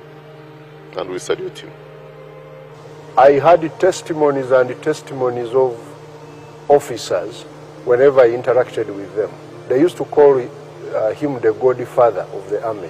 So what lessons can the youth and leaders of today learn from General Aronda Nyakairima? Using hard work, avoiding corruption. He was not a corrupt person at all, General Aronda. He said, plans are useless, but planning is everything. So, and by that he meant that the process of planning is crucial. Although the plan fails, that is a side point. The point is you must have plan. One of the things that the youth and Ugandans should draw from General Ronda's period of service is that when you are called to serve, regardless of where you are called, put in your best. Just give your everything to whatever you do, whatever job or hobby or whatever it is. Put 100% into it, because that's what I saw from him every day. The lesson is discipline, ideology, but also organization. The General Aronda Memorial Lecture serves as a testament to the power of leadership, the value of sacrifices, and the need to celebrate gallant soldiers who worked selflessly to liberate the country. You cannot encourage people to perform when out of sight means out of mind. When I'm no longer there, nobody cares about what I did. I think it undermines even the president. It is not fair, but also you deny the present generation of the input of these people, because this input can be, it was important that time, but it is important also for the one of today to learn. He may no longer take his giant gentle walk among us, but General Aronda's spirit lives on in the hearts of those he touched. May his legacy endure and guide us towards a future infused with the values he held dear for a better Uganda and the region.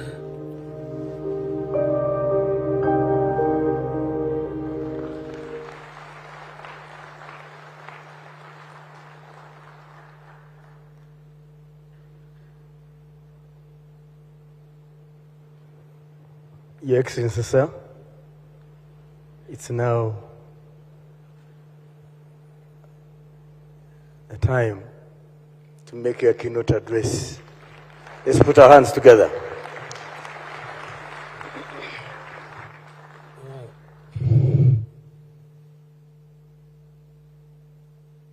I think the air conditioning now is a bit better because it was too much. It was stopping us from hearing. I think now it's a bit better. I have a longish speech. I've got a longish speech. So allow me to separate some old men who are fighting, and I come back.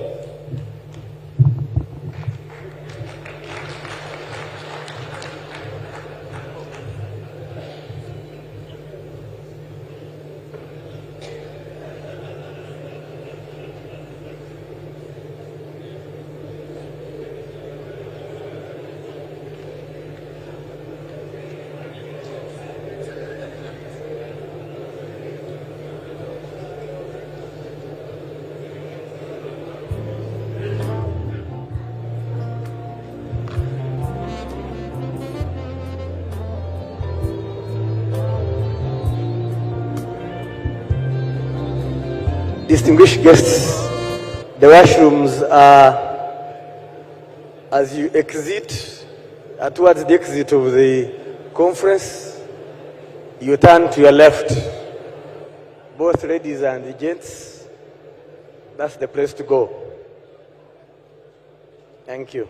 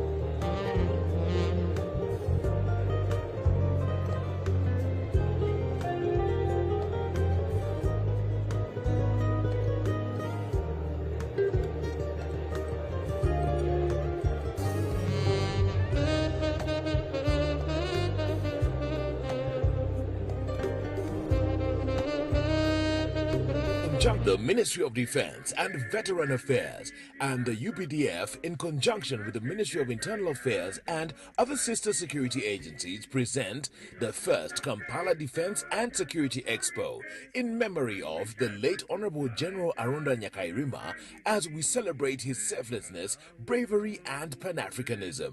Activities will include an exhibition, memorial lectures by distinguished speakers. Distinguished guests, can we resume our seats? We are requested to resume our seats. His Excellency the President is back.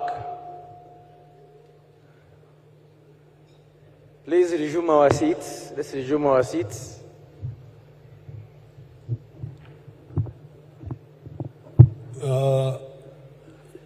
His Lordship the Chief Justice, but are the sounds clear? You hear me? His Lordship the Chief Justice, the Honorable Ministers, the Chief of Defense Forces, other generals, and all the officers and militants of the UPDF, and the family of General Arunda. You cannot talk about Arunda without talking about the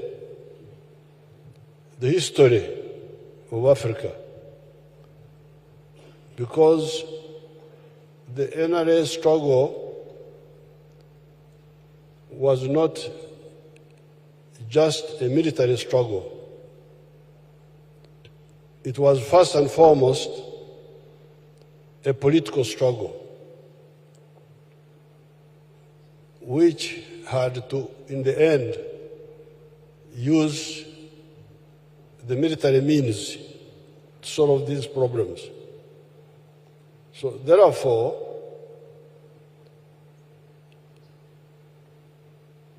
since the political struggle is a long story, I wanted to recommend to the seminar, the ones who are involved in this, a speech I made in 2020. It is entitled, How Africa Missed the Bus of History. This booklet gives you very detailed analysis of how Africa got left behind. Now, the short speech, which I will read here, is an attempt to contextualize that long story and point out where the Arundas come in.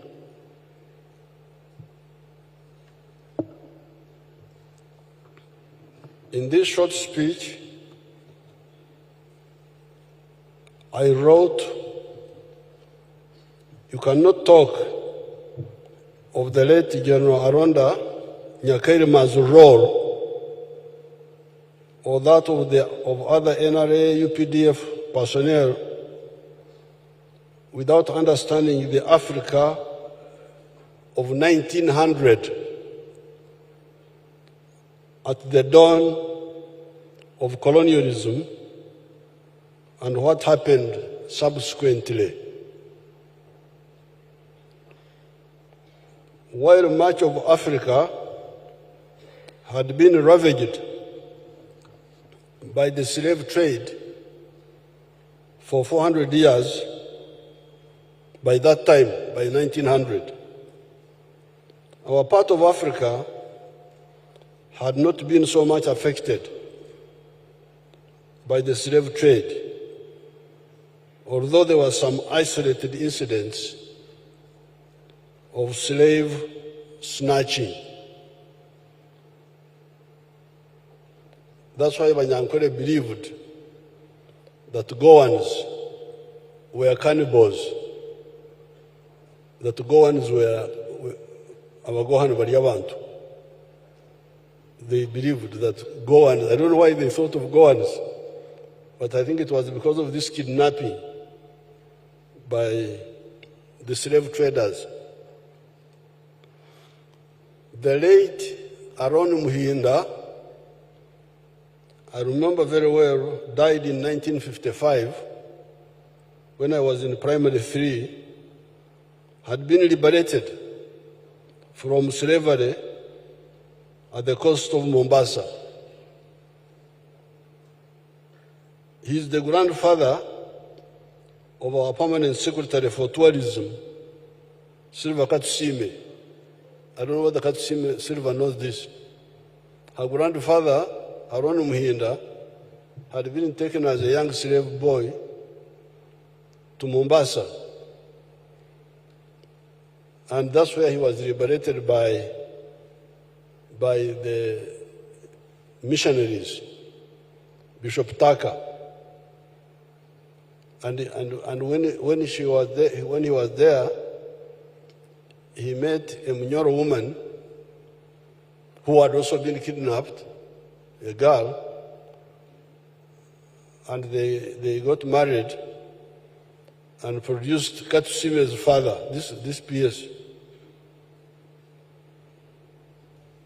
who was named Kuku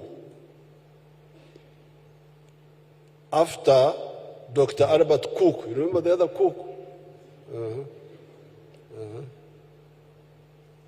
So this man died in 1955 when I was in primary 3, and I was.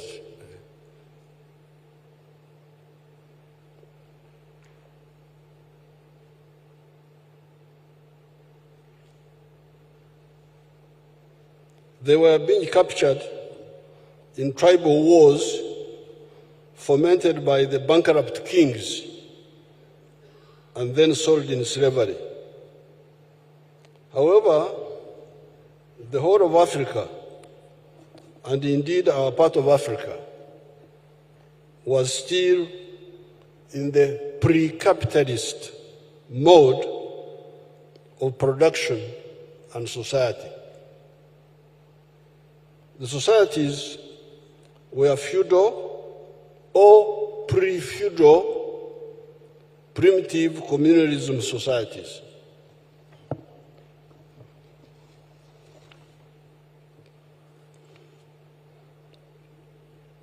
The production of wealth was organized in emyoga, this word which I encouraged you to use recently, was organized in emyoga, specialized skills. I would use the Nyankore versions, but you can put them in any other language, such as okuhinga, growing crops, kulisa,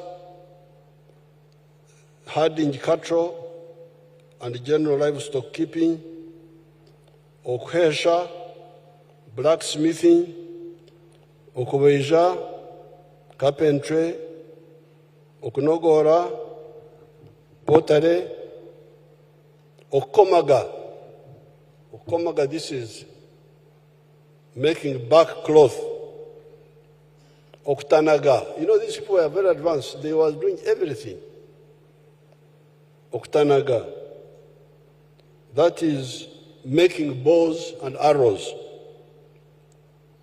Okurema. Shoemaking. Okhara. Leather making. Okujuba. Fishing. Okhara. Leather making. Oh, I have repeated that. Okshachira, general medical work. Okuragura, divination. Okujenga, surgery. You know, these people had surgeons, abajenji, who could remove bones from inside you. Sailing, they had professional water people called abarimbi. That's what they were called. This is the Nyankwele, you can go and put it in other dialects. These Myoga were being done by communities. A community could specialize in something, the whole community. By communities, clans, you could have the clan of Abahesi. They are known that clan is a clan of blacksmith. They do it as a clan. Or of families on a hereditary basis. Yeah, on a hereditary basis. I am a blacksmith. My children and grandchildren will be blacksmiths. And everybody knows that's what we do. We don't go into crops. The Muhesi doesn't go into crops. The people do crops and they bring them to him. And then he gives them, they would then okturka, butter trade with the other families to get what they needed, but did not make themselves. The long distance trade to the coast was being done by the Abarunganwa. This is a corruption of the Swahili word waungwana. This Banyankole here says, this is Barunganwa. But it meant waungwana. You can hear some names called Karunganwa. Some families, if you check, people are using those names. These were mainly the Banyamwezi from Tabora in Tanzania. That tribe from Tabora, the Wanyamwezi, were the ones doing this trade between the inland here and the coast of East Africa. They would bring textiles, emyenda, glass beads, enkwanzi. When you hear this chenkwanzi, which the Waganda mispronounce as kyankwanzi, it is chenkwanzi. I think they named it chenkwanzi because it is flattish. As you can see, it is flattish. And when it rains, you get some floods, which then shine in the sun like beads. This is what I think. I think that's what they call it, chenkwanzi. Because that chenkwanzi means the place of the beads, of the glass beads. Guns, they would bring guns. The people from the coast, these guns had started coming. Embundu, Obuganga, gunpowder, and so on. There was some limited use of cowrie shells, and CMB as money. That is why one of the words for money is a CMB. Even today, the old people would call money a CMB because of the cowrie shells. The other word for money is mpiha, rupiah from mpiha from rupiah, because that was the currency being used in India when the British were here. So they were bringing it here, rupiah. My grandfather was using rupiah. If you hear songs praising my grandfather, they will say he bought a cow with rupiah as part of praising him that he was a wealth creator.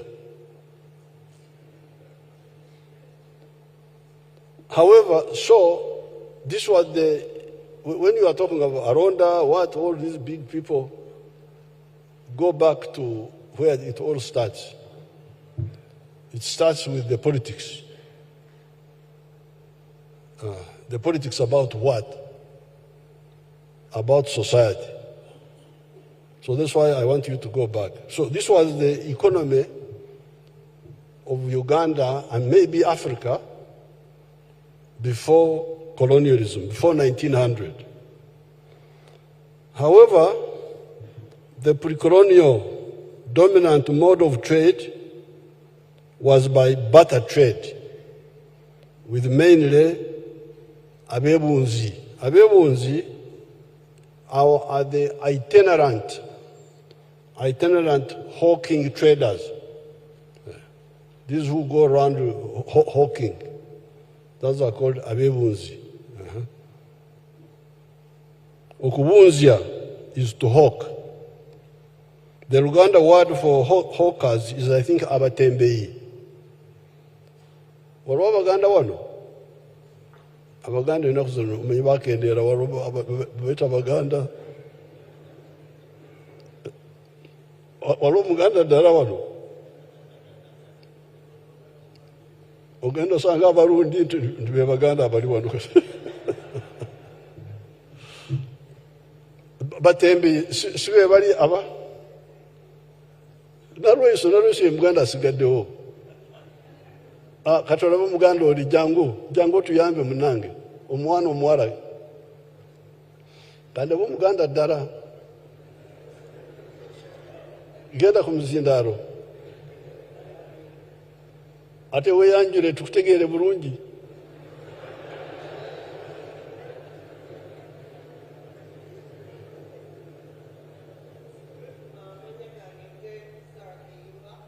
Sara? Chiyimba. Okay. So what is abatembei? Hawkers, yes. Olaba nange ndi Muganda weru.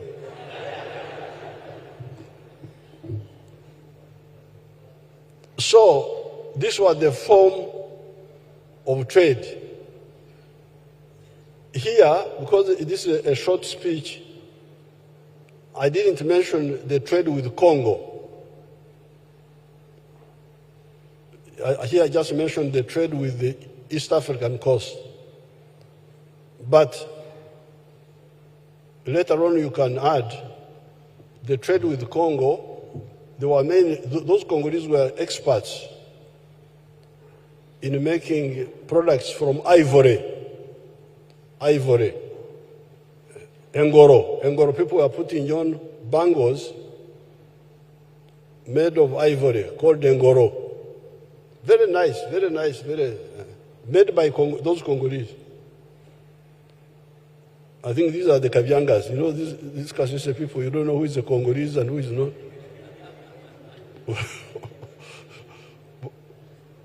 Bariao. So then the Miringa. I don't know whether this Miringa were brass or copper or what, but they were that type of color. Either copper or brass or something. But they were making them, those Congolese. You don't know how they were making them that time, how they were melting, how they were the bangles of a Miringa. Then Amoshe, the neck decorations made from the hair of the giraffe, from the Ntwiga, the hair of the giraffe. So that was the other trade coming from that side, from the Congo side.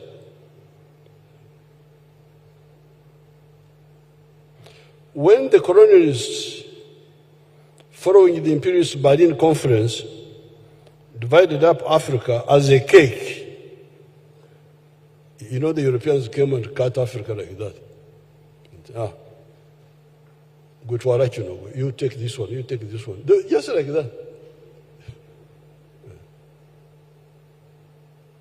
We had our wonderful kings here, putting on monkey skins, looking like clowns.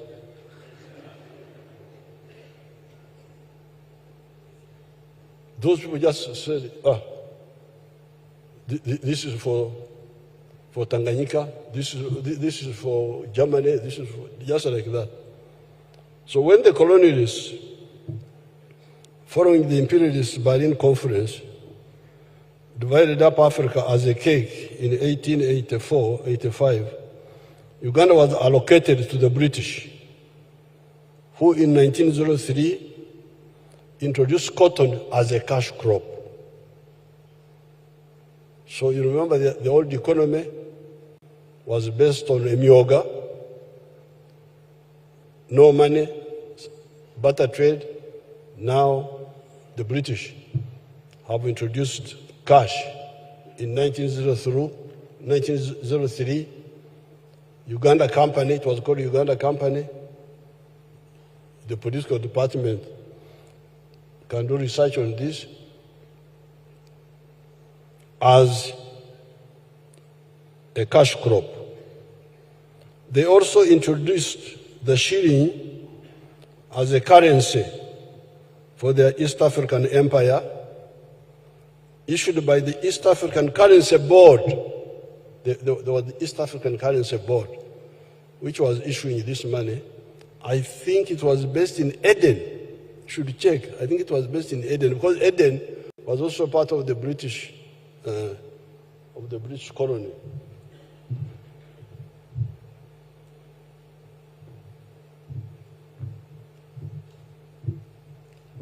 The colonial invasion destroyed many of the myoga.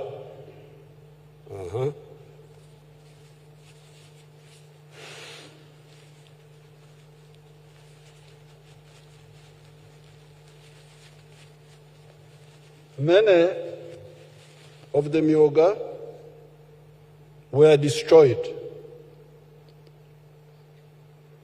especially the handcrafts, the pangas, the hoes, which were being made by your people, the Bahesi, were now being made by Chillington. Do you remember Chillington? Yes. There was a British company. It was here even in Uganda, making hoes.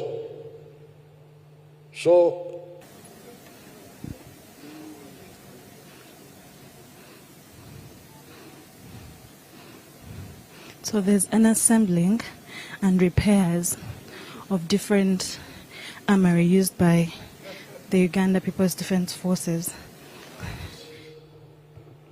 Your people had very nice plates.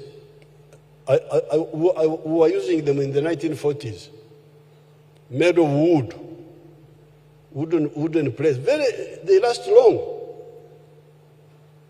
You wonder why I've been encouraging our people. Why don't you make this lady Mukwaya, Janet? She was in ministry of the other minister of gender.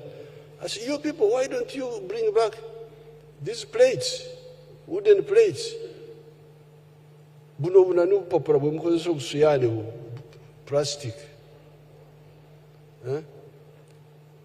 My grandfather, who died in 1941, left a milk pot, which I still have now. The man died in 1941,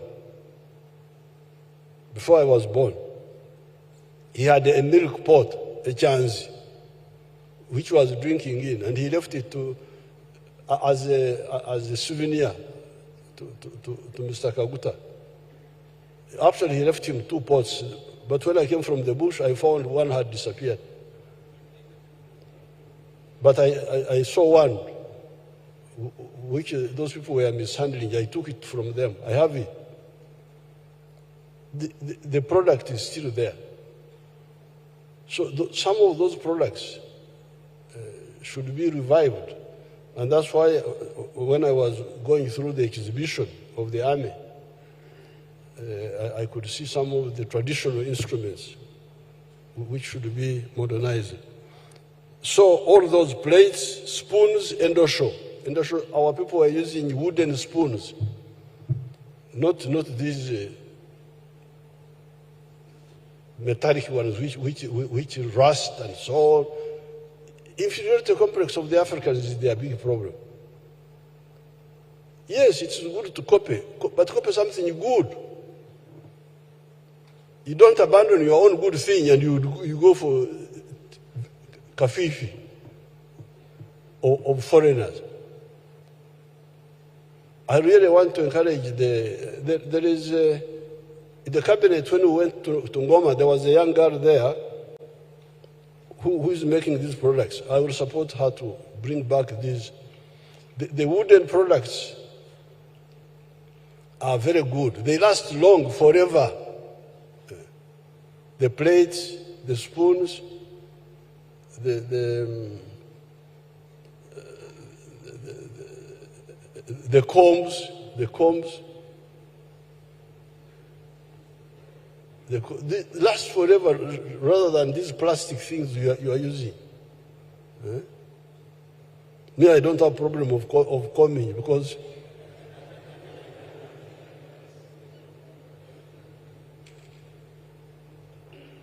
so the shoes, pots, back cloth, the back cloth should be modernized. It's a very strong fiber.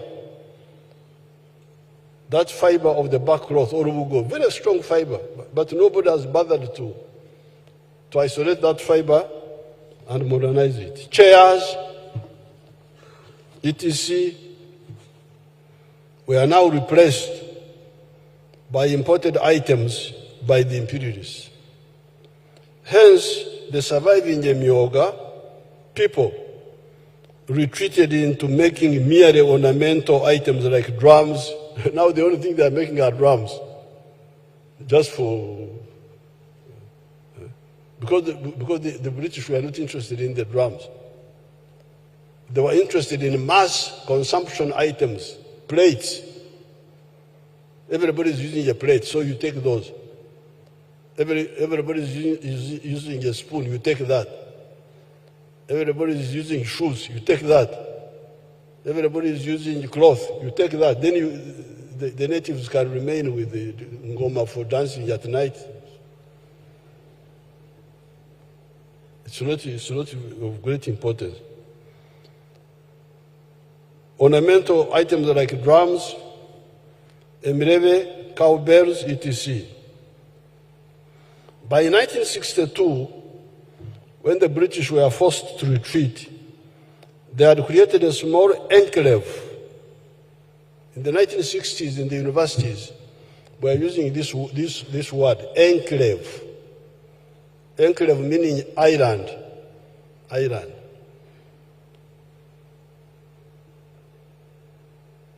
A small enclave, island, of money economy, characterized as the economy of the 3 C's and 3 T's. That's what they were calling that, a small island of money economy by 1962. The 3 C's were cotton, coffee, and copper. These were the 3 C's. And the 3 T's were tobacco, tourism, and tea. According to the census of 1969, these absorbed, I think, a percentage of 4% of the homesteads. You can check this, the political department. How many homesteads had joined the money economy by 1969 census? Because I remember that census, I don't know whether it captured that. There was another one of 1959, I doubt very much that they captured that. So, but I think somebody had told me 4% only. So that means 96% of the homesteads were outside the money economy. In our language, we say teach, me each, keken. I can see Beatrice Sakari is embarrassed because I'm speaking very well the actual language. In our other language, do you know people called the Bagwere? Have you ever seen a Bagwere? Is there a Mugwere here?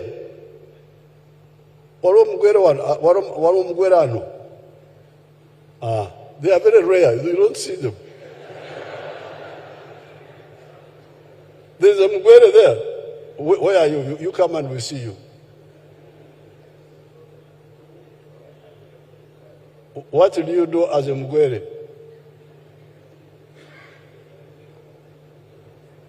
Okorachi, idahano tumure. You know these Bagwere speak Nyankore in a bad way. Your Excellency, I work under the Ministry of Internal Affairs. I'm the Director of Government Analytical Laboratories, Your Excellency. Director of? Government Analytical Laboratories. Director? Of Government Analytical Laboratories. W? Government Analytical Laboratories. Oh, government lab. Oh! Yes. Omgwere yasoma bwatyo.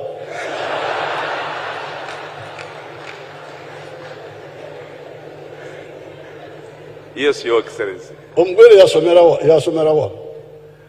Your Excellency. Tomorrow Omgwere ndutake ino. You are too tall. You get near, bend down. You are too tall. Your Excellency, in Zwera Petete, Butevo District, anasomeire Bugwere High School, Ninjabe Budo, Ninzwe Budo, Ninjabe Makerere. Oh!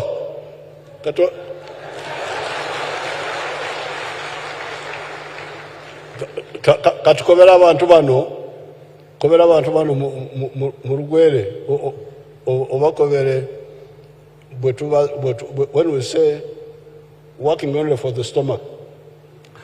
O President atraina okusigambo ky'okukolera ekida kyonka. Okitumula otya? Okukolera ekida kyonka. Thank you. Thank you very much. You know, I liked the Rugwere version because I was struggling with how to describe it to our people. In the West, you say Okora and Dayonka,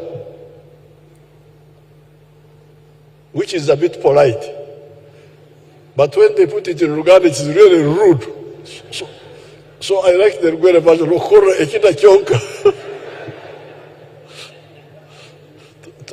To work only for the stomach. So, by 1969, it seems only 4% of the people were in the money economy, and 96% were Okore Chida Kyonka.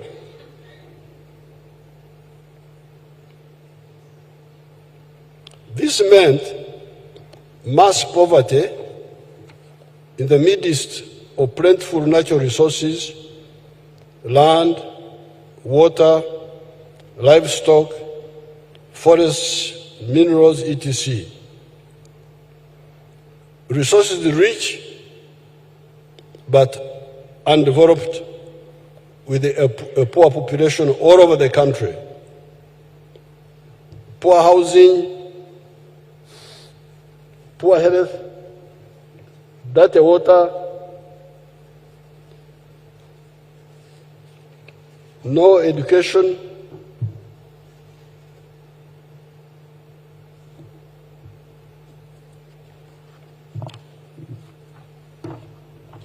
poor hygiene,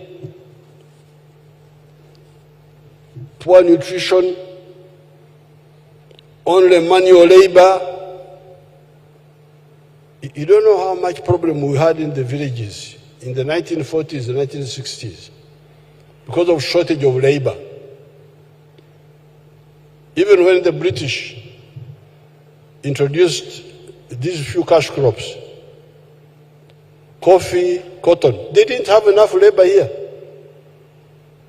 They had to grab people by force. That's how people came from other countries, from Rwanda, from Burundi, to provide the labor. There was not enough labor. The Banyankwere called shortage of labor Obwejana.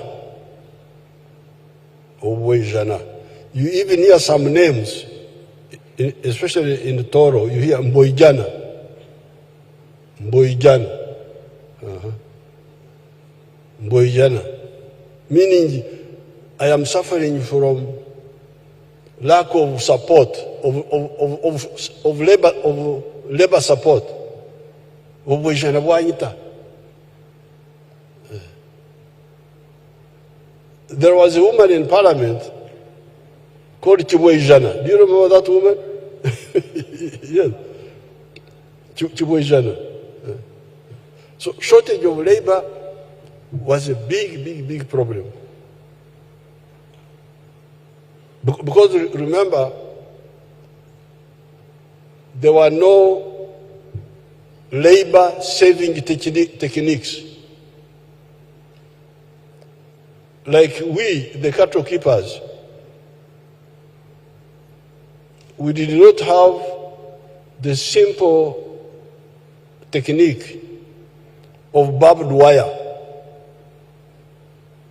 sengenge, to control the cows. So I was the sengenge. I'm the one who had to control the cows, to make sure that they don't go into people's crops, to make sure that they don't disappear. And yet, all it needed was just a sengenge to stop the cows. But because we didn't have that labor saving technique, children couldn't go to school because of that. Too much labor. In 1955, there was a hailstorm. I was like 9 years looking after the cows at the hill there called Ntera. And then the hailstorm came, but I couldn't leave the cows. I had to stand in front of the cows to make sure that they don't go into people's crops. So the hailstorm, there is this they call hypothermia. Hypothermia, that when you are too cold, you can die. After, I think I was about to die. But soon after the rain, Mr. Kaguta came running and sent me home, and my mother made a fire. I could hear life coming back to me.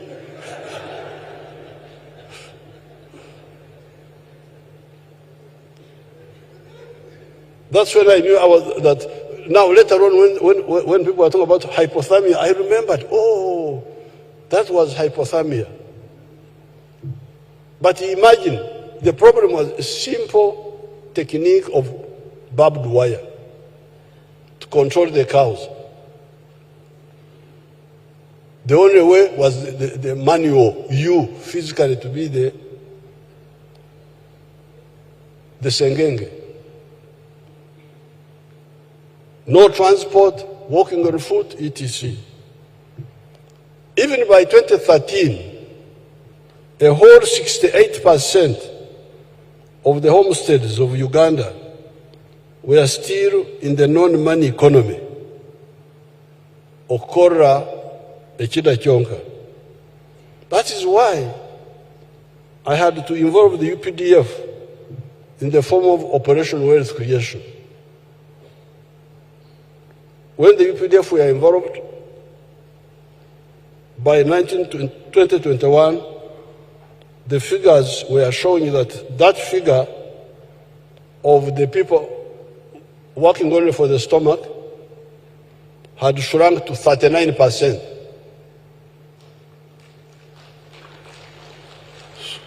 So within 7 years, General Saleh and his group brought down the people outside the money economy by what percent? From 68, 39, what was the improvement?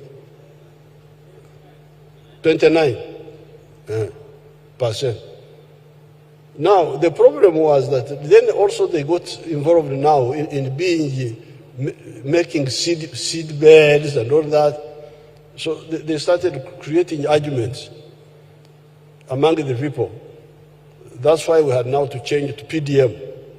But otherwise, they had done a good job. The new census will tell us what the figure now is. In the meantime, in 1971, Idi Amin came on the scene, totally oblivious to the ideas of the modern economy. Therefore, by 1986, when the NRM came into power, the small enclave economy had almost disappeared. You remember the other small island of the 3 Cs and 3 Ts had almost disappeared. The other of the 3 Cs, only coffee was still limping on. The other 2, cotton and copper, had disappeared. Of the 3 Ts, only tobacco was still limping on. Tourism and tea had disappeared. Ever since 1900, when the whole of the African continent, except for Ethiopia, had capitulated to imperialism, the African peoples, led by new forces, had launched a massive anti-colonial struggle led by the ANC of South Africa in 1912, but also with some participation by some Pan-Africanist African Americans, such as W.B. Du Bois, Pademore, Marcus Garvey, and others. So when the Europeans defeated our ignorant chiefs, putting on monkey skins with somebody puts on a lion skin that is a lion. So these fellows, they squandered our heroism. Our people fought very well, but they were badly organized by these people. And they were fighting among themselves, busy fighting among themselves. Here in Uganda, Kabarega and Mwanga got together, but when it was too late, because they had wasted a lot of time fighting one another. So, when the kings failed to defend Africa, now new people came. That's how the ANC was founded in 1912. By the time we came on the scene as a student movement, but also as youth members of the new colonial political parties of Uganda at that time, we had to distill. Actually, it's a long story, but I'm trying to summarize. But the real story is here. Yeah. We had to distill accurate political ideas from the confusion that characterizes many struggles. Because you see, people have a lot of confusion. This one is saying this one is saying that. Everybody is an expert. Kila moja ni mjuaji. They don't discuss, they just take positions. So it's very dangerous, because if you, as I was telling some people, political work is like medicine. The doctor must study the patient. This patient, what is he suffering from? You look at the signs, you look at the symptoms. If you can check the blood and so on, then you make a diagnosis. If you make a correct diagnosis, then you'll be able to give a correct prescription. But if you make a wrong diagnosis and you make a wrong prescription, the patient will die. And this is what has happened. African countries have actually died. If you see what's happening in Somalia, what's happening in Sudan, Khartoum, imagine Khartoum. Khartoum is a very powerful country. But now see what's happening there. Congo, diagnosis. Incorrect diagnosis. So this is what we had to deal with as a student movement when we came up. And we were part of this, some of us were part of those political parties, DP, UPC, and all that. In particular, we had to reject the politics of identity of tribes and religion that the opportunists were pushing that time and ever since. Imagine somebody says, we form a party of Catholics. That's how DP was formed in 1954. We need hours, a chafe, hours, megwa. Even if something is rotten, but megwa. Megwa is actually for a chafe. You don't know our language. Me, I'm always busy with my people.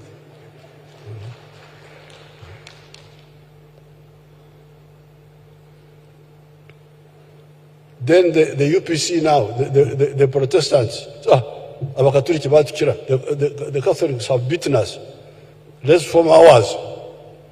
So they formed the UPC. Now, a man called Ike Musazi had tried Banang. This man started in the 1920s, was organizing the unions, the farmers, from the 1930s or 20s. So actually, Ike Musazi was organizing on a national basis. And in 1952, he formed the Uganda National Congress. This Kare Kehura, his father, Kare Chezi, John Kare, was a very active member of that UNC. He died in the plane going to Russia from Cairo. He had an office in Cairo. The father of John Kare, of this Kare here, he's the one who was called John Kare. Is this one a Christian or what? What is it? What's your real name? Kare Kehura. Edward. Nobody knows anything about it. His Christianity is not known. So, these people, John Kare had left a seminary. He had left seminary. John Kare and Ike Musazi and others. For them, they were forming a national party, Uganda National Congress. Then these people, the Catholic elite, say, we don't want this one of all. We want ours. DP, 1954. Mugwanya and I don't know who, Sebastian Chibuka and others. Then the UPC, 1960. The Catholics have beaten us. We should form ours. So theirs was UPC. Then our wonderful Mengo group, Kabaka Yeka, 1961, formed Kabaka Yeka. So that's how we got. These were the politics we found ourselves in. And they will say, Echeitu, Echafe, Megwa. You as who? Of course, you would know what they are talking about. In particular, we are to reject the politics of identity of tribes and religion that the opportunists were pushing that time and ever since. After a decade of analysis, by the time we metamorphosed into a liberation movement with the launch of the anti-Amin struggle, we had arrived at a diagnosis of what we thought was the problem of Uganda and maybe Africa. We identified 3 problems, and these are lack of prosperity, what I told you, poor housing, poor hygiene, poor health, and so on. No education, no transport. Secondly, lack of strategic security.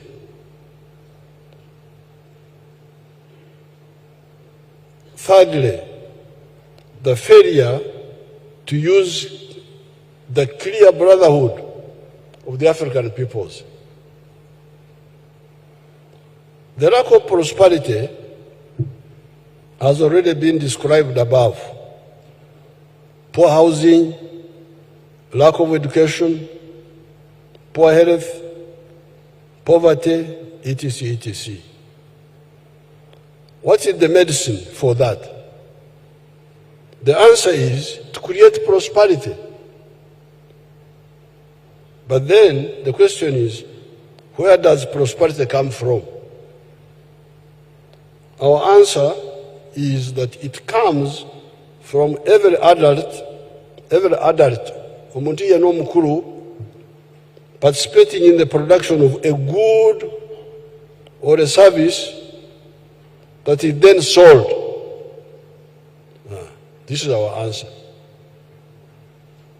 To create prosperity, every adult must participate.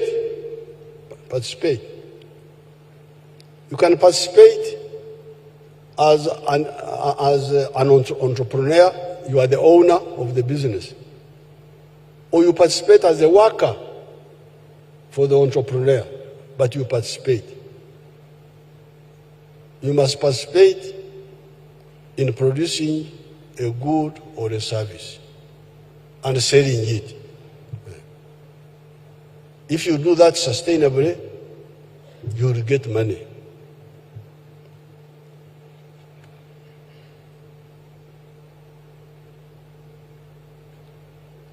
As you produce a good or a service, you must have a kibaro,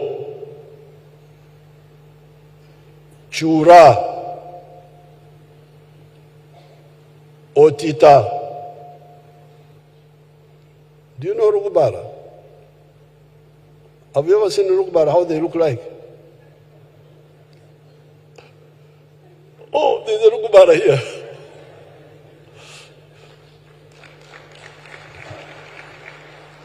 Our default. So for the rugubara, the chibaro is otita. Aymar is ateso, akaramajong. Calculating the maximum returns in earnings from the selected enterprise. You see how efficient our languages are. When I tell you to do something with the Chibaro, I don't have to add all these wrong things. Calculating, wrong, what. Very efficient. Your people, the only problem of the African people was leadership, political. But otherwise, everything else, language, food, culture, very, very, very powerful. Agriculture, language. This one, I don't have to describe, to calculate. Koromoromo, nechibaro. Finish. I don't have to add anything. You know what I'm talking about. So, if you say that is the answer, that prosperity will come from producing a good or a service and selling it and doing it with the chibaro. Then the next question was, who will buy in big quantities and sustainably what you produce, the goods or the service? Who will buy them? It is the answer to this question that helped us to debunk the pseudo-politics of identity. To answer this question, you hear how I will answer it. Who will buy what you produce? We found that many Banyankore did not buy the milk, the beef, or the bananas, which are the products of those people, of theirs. Why? It was because many of them have similar products. A does not buy from B, and B does not buy from A. Who then are the buyers that mainly buy what the Banyankore produce? It is mainly the non-Banyankore or the Banyankore living in towns that buy the milk, the beef, and the bananas of the Banyankore. In the 1950s, I went to school, not because of a single Munyankore other than my parents. Not one. No Munyankore other than Kaguta can say, I supported Museveni. No. If you bring him, I will give you 100 cows. But the people who supported our education were three people. One was a Muganda man from Kampala here, called Warisimbi Mpanga. That man was a cattle trader. He would buy cows from all over our area and bring them for the slaughter for the Kampala market. So my father had cows, he had wealth, but he didn't have money. He could not take a cow to the school and say, I'm paying school fees with a cow. He had to convert the cow into something easy to take to the school. Where could the headmaster tie the cow? Headmaster, because otherwise Kaguta would have taken the cow. He said, this cow is worth so much. The child studied free, but he couldn't. So Kaguta was getting money from Warisimbi Mpanga, who was buying cows. At that time, when the economy was still down, still this small population of Kampala needed meat. And the Indians who were here. So Warisimbi Mpanga was the bridge now. There was another Muganda called Buchenya. The Waganda were calling him Buchenya.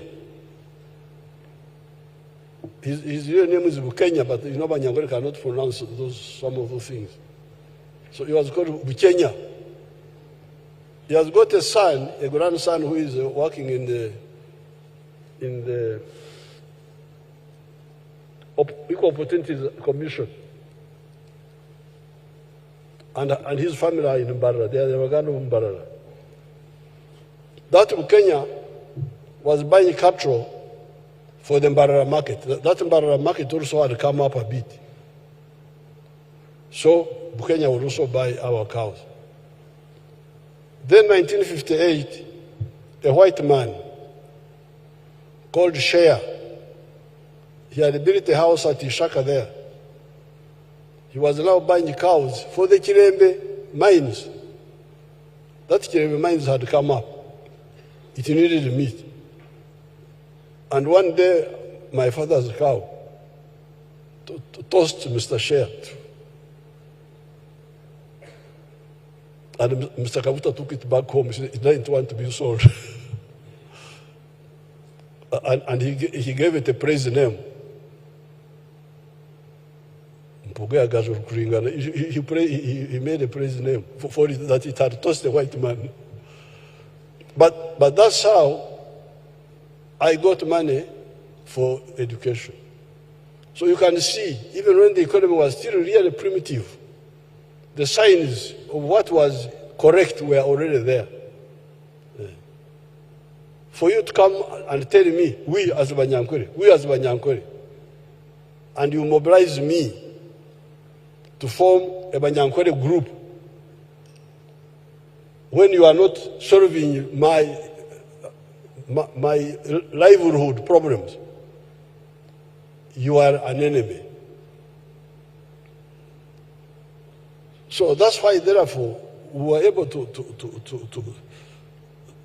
therefore, the prosperity of the Banyankore, and now the relationship is much stronger now.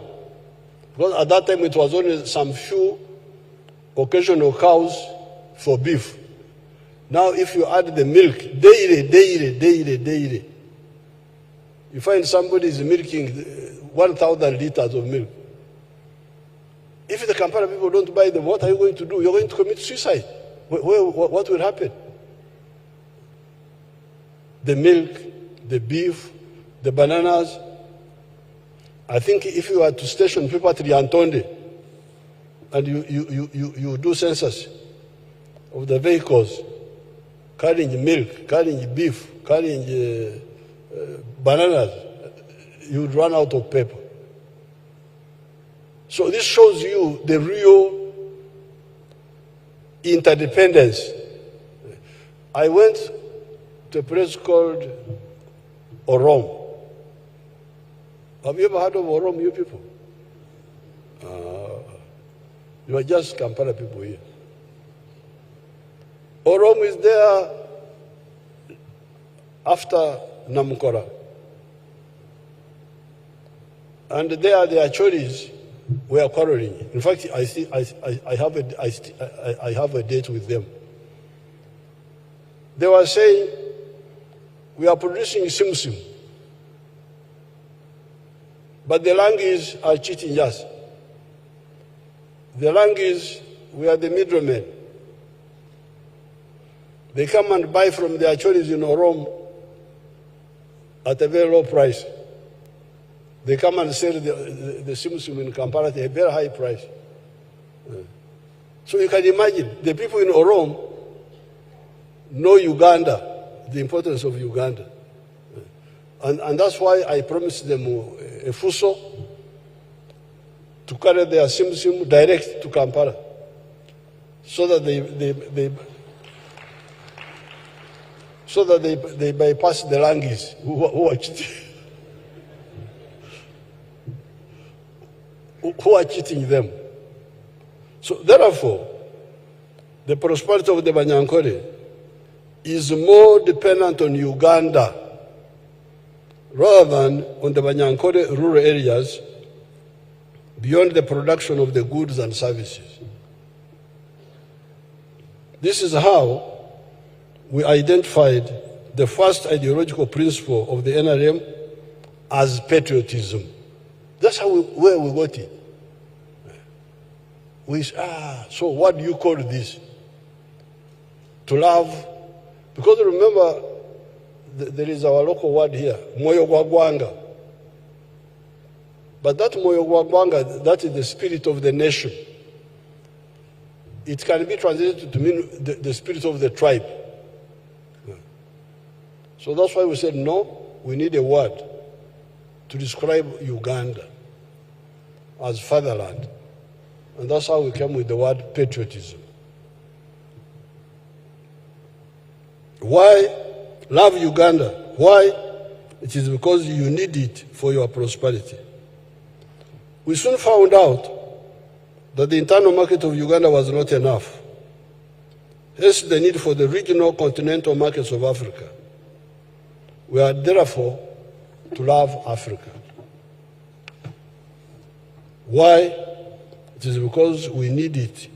We need Africa for our prosperity. We have got so much production now, maize so much, milk so much, bananas, eggs, cement, steel bars, all in surplus, The internal market is not enough. So it is because we need it for our prosperity. Hence the second principle of the NRM, Pan-Africanism. The third principle is socio-economic transformation so as to be able to produce the goods and services that are needed in the Ugandan market and the African market. Democracy is our principle number 4. These 4 address the historical mission of creating prosperity for our people. The next historical mission is to create strategic security for Africa against all threats. You have heard of some actors in the world working for achieving 4-dimensional superiority. Superiority in the land forces, superiority in the air forces, superiority at sea, and superiority in space. Where does that leave Africa? That some people want to be superior on land, they want to be superior in the air, they want to be superior at sea, they want to be superior in space. So, me, a guerrilla, who survived because people could not see me, how will I survive if somebody is on the moon looking at me like an insect? So that's the second historical mission. How can Africa get strategic security?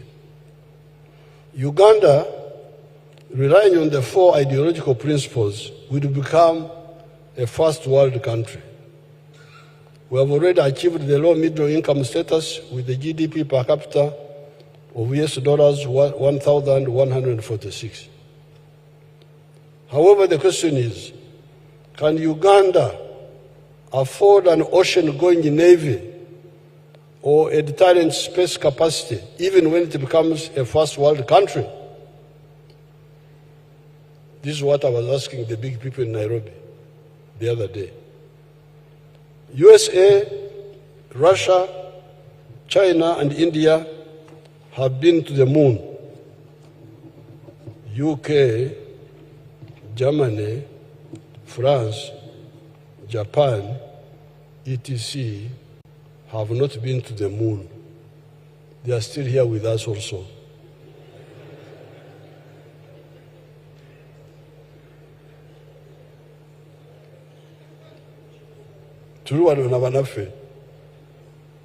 UK, Germany, France, Japan, etc. have not been to the moon. They are being first world countries, notwithstanding. Economically, they are very advanced, but they can't manage to go to the moon. What does this mean? It means that there is meaning to size. Size matters. However well trained you are, you cannot have lightweight boxing with heavyweight. That's why they say, Rwanda nakatono kano. Guno gunene guleke.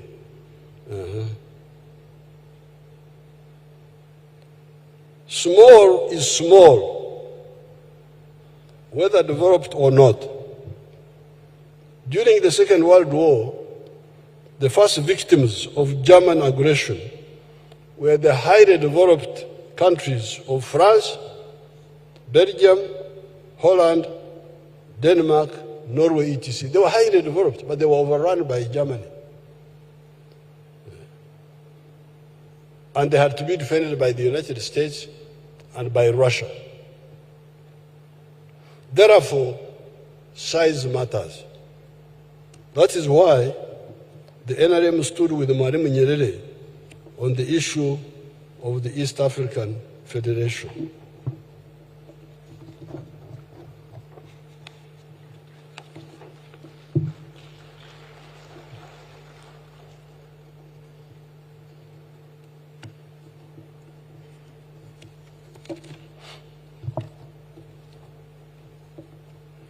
We need the East African Federation for our strategic security. We need a powerful defense force with the ability to defend us in the 4 spheres: on land, air, sea, and in space. Hence, the 2 elements Pan-Africanism, common market to deal with our prosperity, and political federation to deal with our strategic security, the ability to defend us against all and sundry. That leads us to our 3rd historical mission, the brotherhood of the African peoples. You have heard it broadcast repeatedly by the reactionaries and traitors that Africa is populated by very many tribes, etc., etc. In fact, the 1.5 billion people, who will be 2.5 billion in the next 26 years, are only divided in 4 linguistic groups. All the Africans are just in 4 linguistic groups. You heard me talking with this Mugwere man. He's speaking Lunyankore badly, and he says that is Rugwere. Or I speak Rugwere badly, and I say it is Lunyankore. But I can understand what he's saying. If you say Okore Chidachong, how can I fail to understand that? If I am a Munyankore. When I went to, you know where Bugwere is? Bugwere is near Mbari, very far. So, me as a Nyankore speaker, I can sit here, and groups from Mwanza in Tanzania, where Magufuli was coming from, when they speak in their local dialect, Chiziza, Chikerewe, all those, all the way up to this Bakorachida. They speak, I will follow what they are saying, without translation. When I first went to their area, there was a group of women. They came dancing. Mukali muntu, mukali muntu, mukali muntu. Meaning, mukazi, for them they call him mukali, mukali.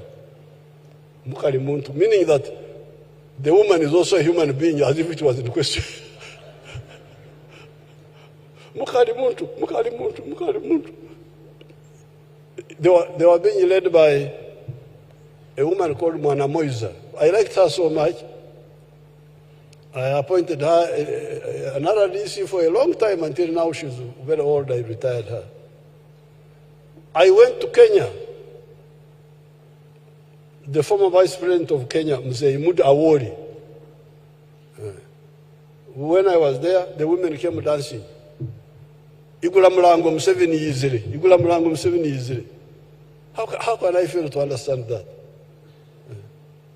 Igula Mulango opened the door. Museveni has already come.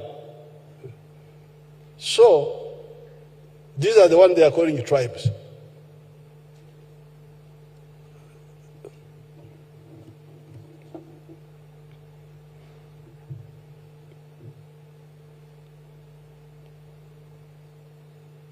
These people are in fact only divided in 4 linguistic groups. The Niger Congo, which means the Bantus and the Kwa. The Kwa are the groups in southern Nigeria. The Nilo-Saharan, the Nilotic, our Nilotics, our Cushitic like the Somalis, the Nilo-Hamitic like the Iteso and Akaramajo. These are all what we call the Nilo-Saharan. And you will find that those dialects are either similar or linked. The Afro-Asiatic, Arabic, Tigrinya, Amhara, and the Khoisan of Southern Africa, the Bushmen. So there are only 4 groups in Africa. Moreover, we have Swahili, which is a non-tribal language that has distilled a new language from the Bantu dialects, from Arabic, from Portuguese, etc. It is therefore possible to unite these African peoples for the sake of their prosperity and strategic security, but also enhance cohesion. With those principles and the historical missions, the student movement was able to challenge the bankrupt ideology of the politics of identity, of tribes, religion, and gender chauvinism. So I want to tell you where the Arondas came from, how they came in. Don't just sit here, Aronda was doing this, was doing that. He was part of a very, very big force.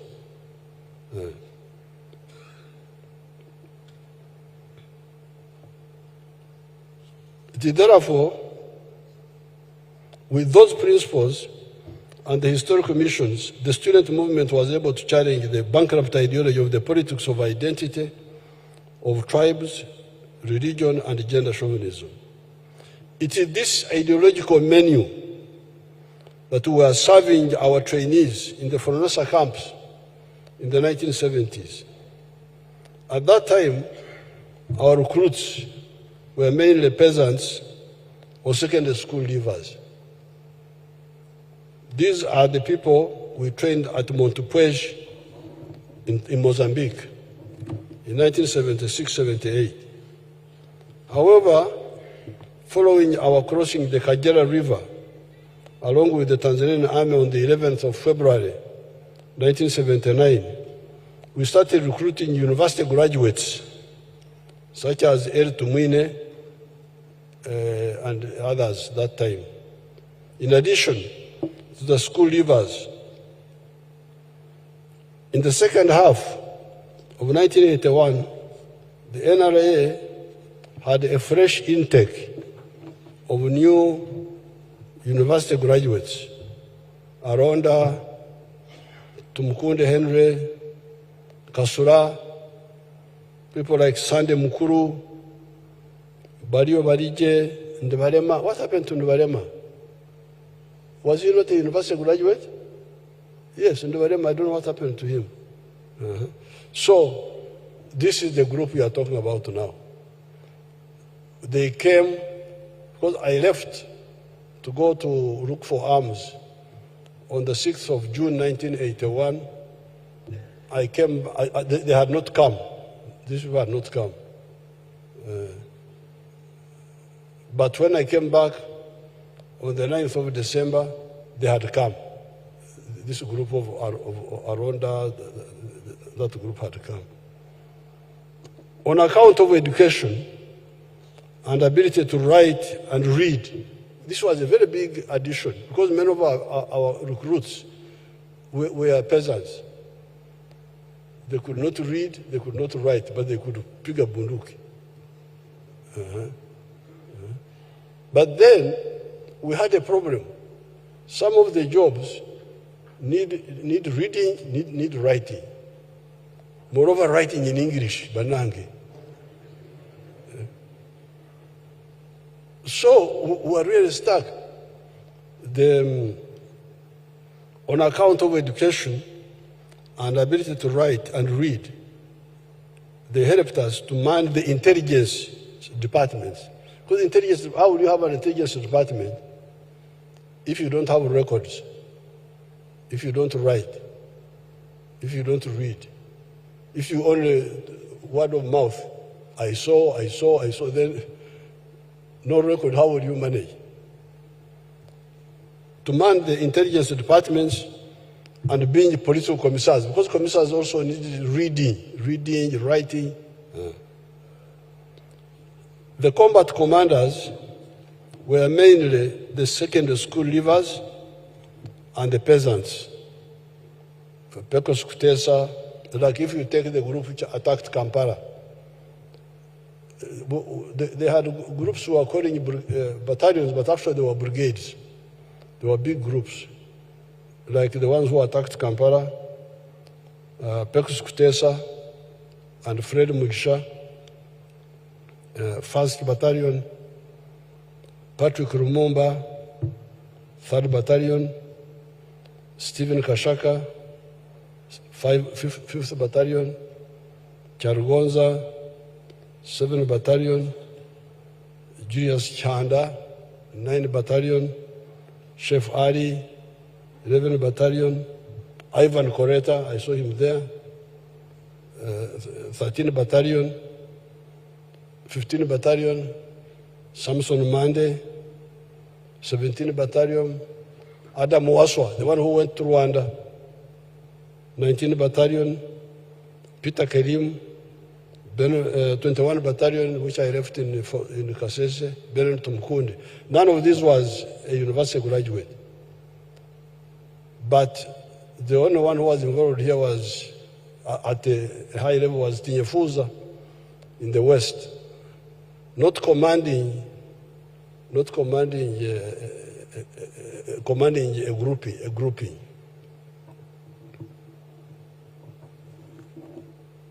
These were the commanders of the brigades that assaulted Kampala starting on the 17th of January.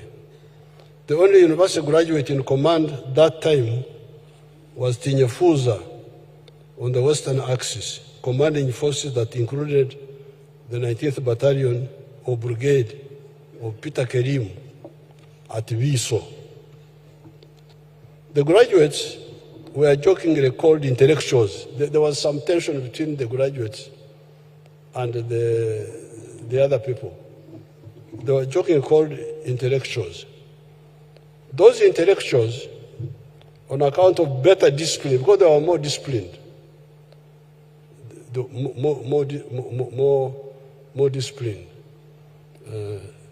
came to save the army. When many of the combat commanders died from natural causes,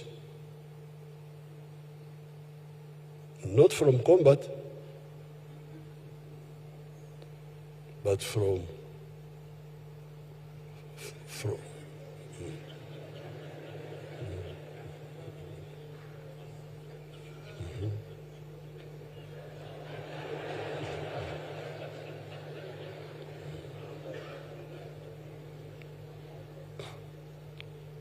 given the training we had given them. Now, but when we took over power, these intelligence officers, like Arunda, intelligence officers, they had not led combat missions before. They were intelligence, PCs and political commissars, but in the fighting battalions, like you had, Arunda was in 3rd Battalion, the one of Lumumba. But when we took over government, given the training you had given them when we took over power, under OBC, officers basic course, in Russia, the USA, you heard that Rwanda went to Fort Leavenworth. They filled the gaps left by the diseased combat commanders and gave us time for the maturing of the younger officers we deliberately recruited in the 1990s to rebuild the officer corps of the defense forces. Because we were really going into a crisis. Because these commanders who died, they were very, very experienced. Corruption, there was no corruption in NRA. No. In the 5 years we were in Ruero, there was only one case of a boy called Rubari, who killed North Koreans, military people, on Bombo Road. They killed them. So when they killed them, they came as heroes. Oh, we have killed. But then later on, I got information that they killed them in order to hide the money they had taken from them. the people had surrendered peacefully, but because they wanted, they had money or things like that, they killed them so that they don't say that these people took money from us. So when we came to know the story, we arrested them. We arrested Rubali. But recently I was checking the story, I was told that no, it was not because of the money only, that but that was the only case of corruption in 5 years. And it seems also so those commanders were very good, but many of them died.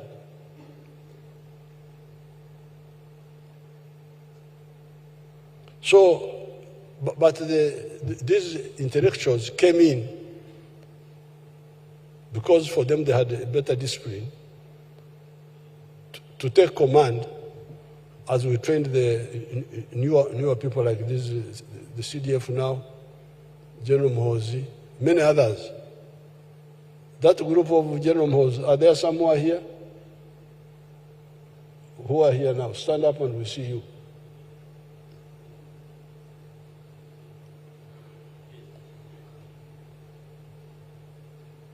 Oh, Namanya. Is it Namanya his name? What is his name? Oh, the Kamijira. Oh, and the other one? Kambere. You are, these are also intellectuals, but, and this one here? Keita, yes, Keita. Now, there are quite many. So, we had to, you remember when they were saying I had created a secret army? They were writing about it. Museveni has created a secret army. But I could see the danger. So that's how when I was finished A level, because this is how we have been recruiting. That's how we recruited, we worked with, networked with the Kategayas, who were my group, then worked with the Nabderes, who were older than us, and Changomacho, and Evidan Sari, and Kinto Musoki. We always go in groups. Then below us, we had the Amama Mbabazi, and Otafire, and those groups. Then below them, like the Ivans. This is how we always build the link with the new generations. So I told Mohozi, you get your friends from A level, go to Kasenya and train as LDUs. That's how they started, because I wanted them to pick interest and come and help us. But we were given that time by some of the officers from other armies, like General Katumba, who had been in UNLA, and others. They helped to keep the army going. But also these intellectuals, IOs, PCs, whom we converted into command roles.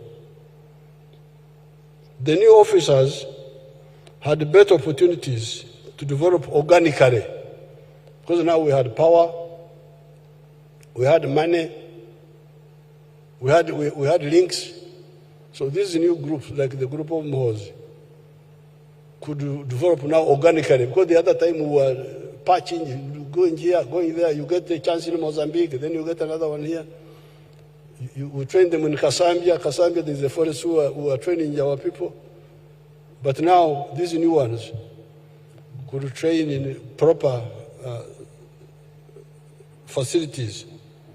The new officers had better opportunities to develop organically, level by level, because of the facilities in the country and also abroad. The officer could advance level by level, officer cadet, platoon commander's course, staff college, NDC, National Defense College, professional courses, etc. In the recruitments, we carried out, when already in government, we got a lot of A-level school leavers and graduates who learn quickly. When the French trainers came to help us build our mountain division, I remember them remarking to me about how our officers were learning quickly.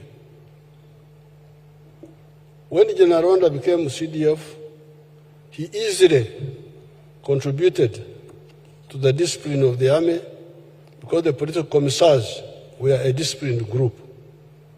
The PCs also understood the strategic relationship with the people.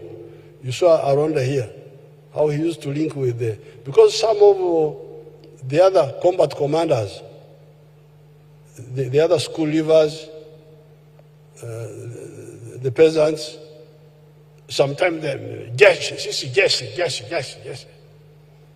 the army. The army don't talk to ordinary people. Managesi, they don't even pronounce it properly. But people like Aronda were very clear about the relationship with the people. With the people. Very important. I heard him talking about it here.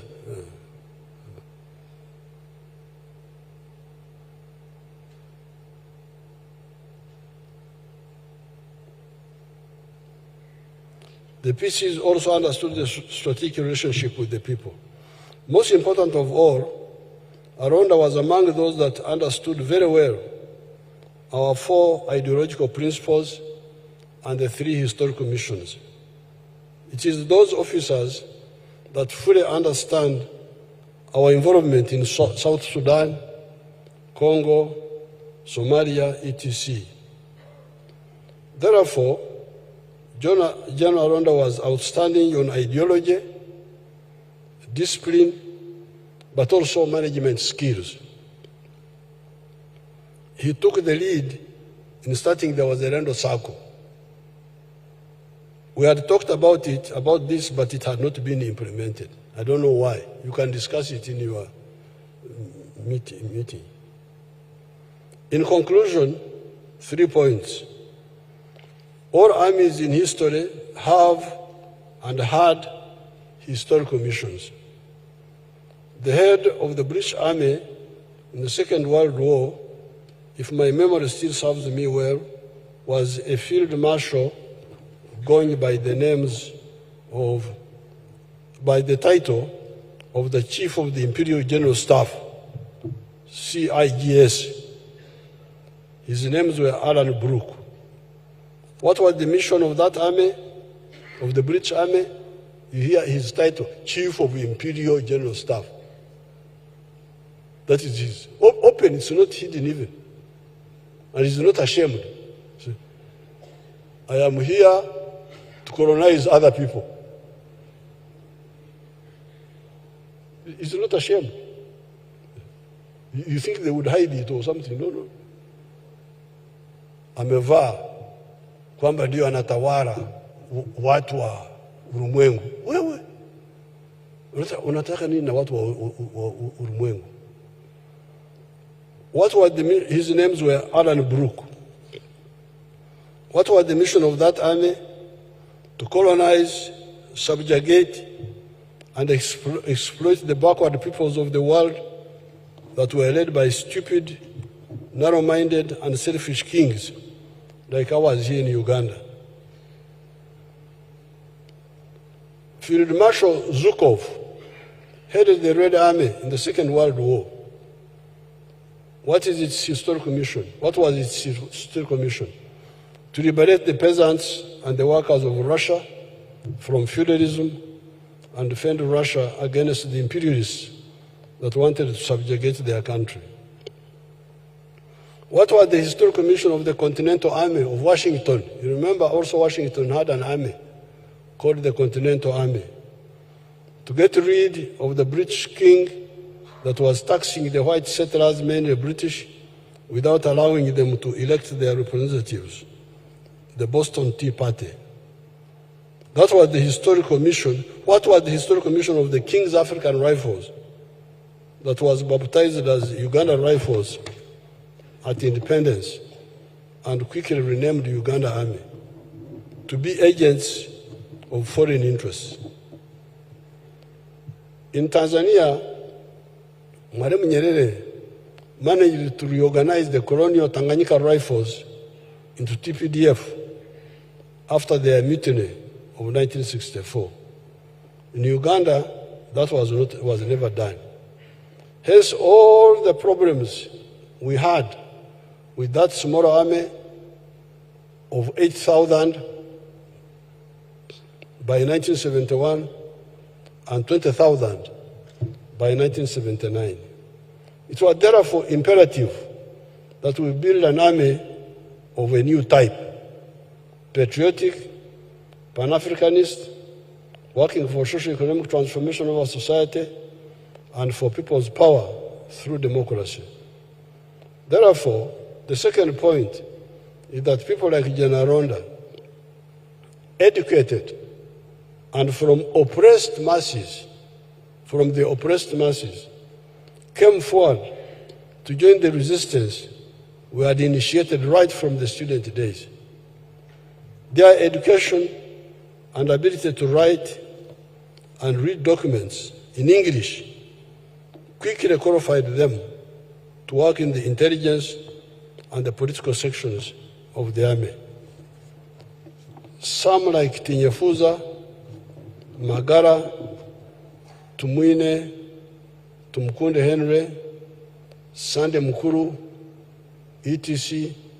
also took on combat roles early in the fighting. As already pointed out above, even the PCs, having undertaken command courses after the NRM came to power, were able to fill the gaps created by the massive death caused by natural causes among the historical combat commanders. The UPDF, NRF, or NASA were able to, broadly speaking, maintain its trajectory of launching Uganda on the path of liberation. 3, and finally, in spite of the achievements scored, I've noticed some weaknesses, especially corruption and inadequate training. There have been cases of stealing army fuel, army rations, pension money, allowances, and salaries, and corruption in the selection of personnel to go to external missions, such as Somalia.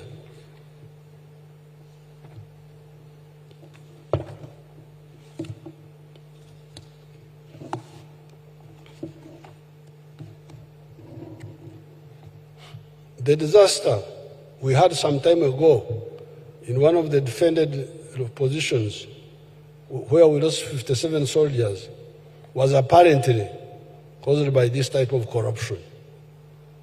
Of course, the majority of the army are clean. That is how we end up getting this information. I get this information because even small soldiers can come and sneak to me and tell me. Then I call the commanders and tell them. That's how we end up getting this information.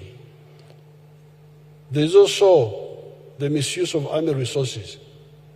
The present CDF started fighting that some time ago when he took over the command of SFC and the land forces. He was able to use the money that was being misused to build barracks for soldiers. He may not talk about it because he may not want to boast, but I know. That's why I appointed him as Commander of Land Forces.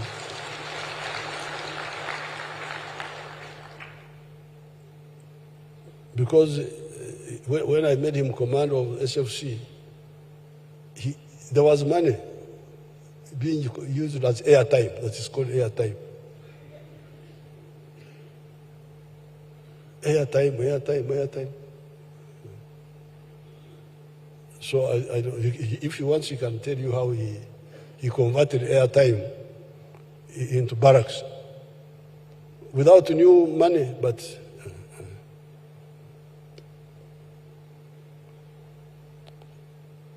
he was able to use the money that was being misused to build barracks for soldiers. As we remember, the patriotic commanders, such as the late General Aronda Nyakairima, you need to touch among yourselves and find out these elements that cause this pollution. I call it pollution. Should not exist in I have heard stories about pension, about allowances, professional allowances. That like me, Museveni, I say I'm a professional because I'm a storyteller.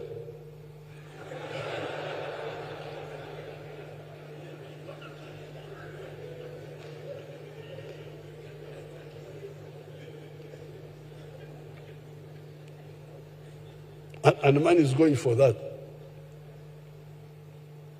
The fuel, the army was getting fuel from petrol stations. Why would the army get fuel from petrol stations? There should be army petrol stations in the barracks.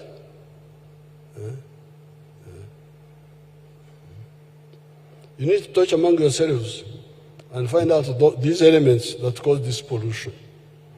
The failure by some commanders to implement the NRA collective welfare formulae is also a mistake.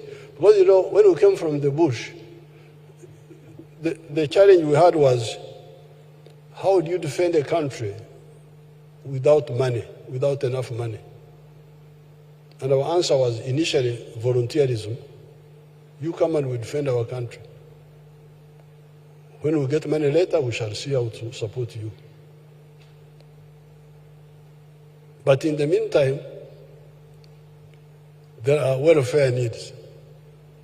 Education for the soldiers, the children of soldiers. Health, accommodation. Now our answer was, let's have collective solutions. Let's build army schools where the children of soldiers can study free. Yes, I'm getting a raw salary, but my child is studying free. That's good. At least my child will not corner because I'm getting a raw salary. Health, I am getting free treatment from the medical center. Barracks, I'm not staying in a Muzugo. Because they have built barracks, and I'm staying near the workplace.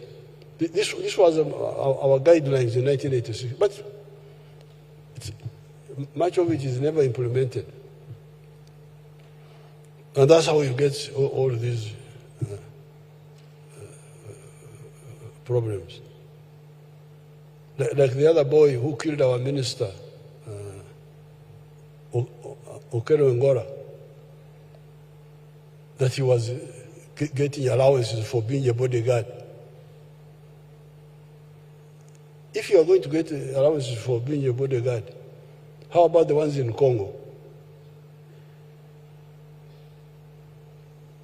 Why would they not get allowances?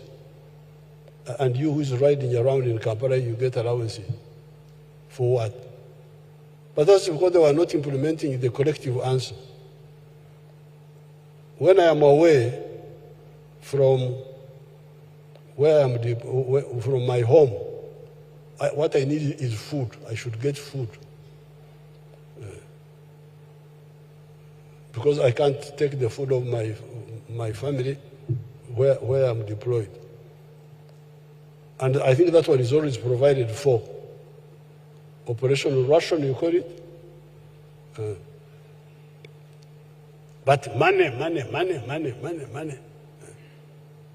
When you take that line, you will not be able to defend the country. This is the problem of Somalia. Somalia is a big country. It is 3 times the size of Uganda in land area. It needs a big army. Now, if you start saying salaries, allowances, you cannot build a big army. You will end up with a small army, 10,000, like in Somalia now.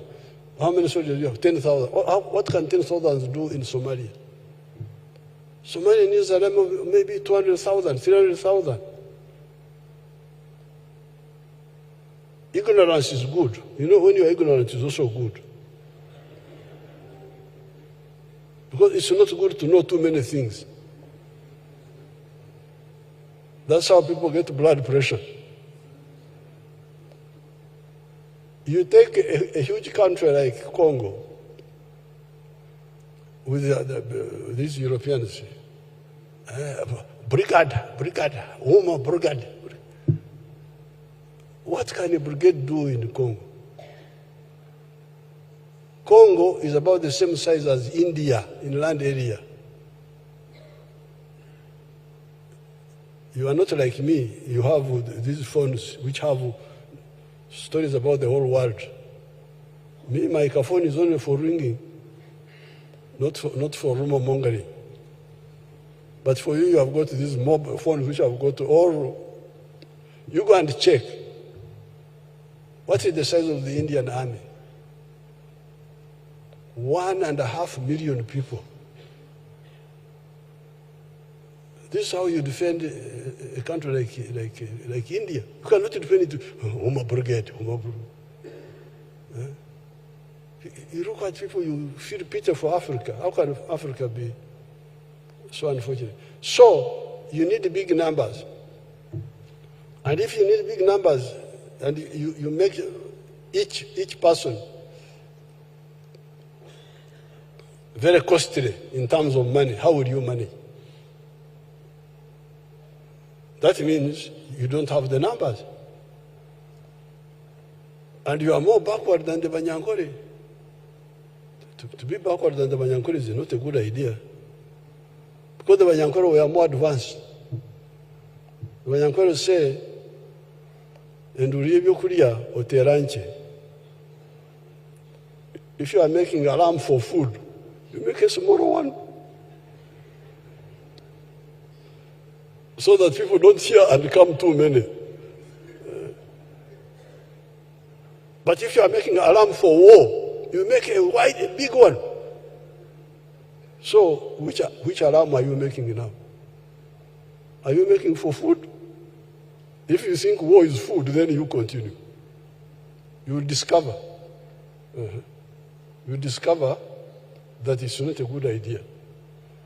We need numbers. And that's why the strategy of the NRA was, we need, by the time we launched RIF, reduction in force, was it 1990 or something? Our army was 100,000. That's how we managed to control the whole country. We had to cut it down. But even when we cut it down, we had to convert the money into what we call force multipliers. Buying aircrafts, buying what? Not spend on welfare because we couldn't manage. So therefore, implementing these collective welfare formulas is the correct way. The late General Rwanda implemented the formula of the Wazalendo. Has it not helped the soldiers? Has it helped you?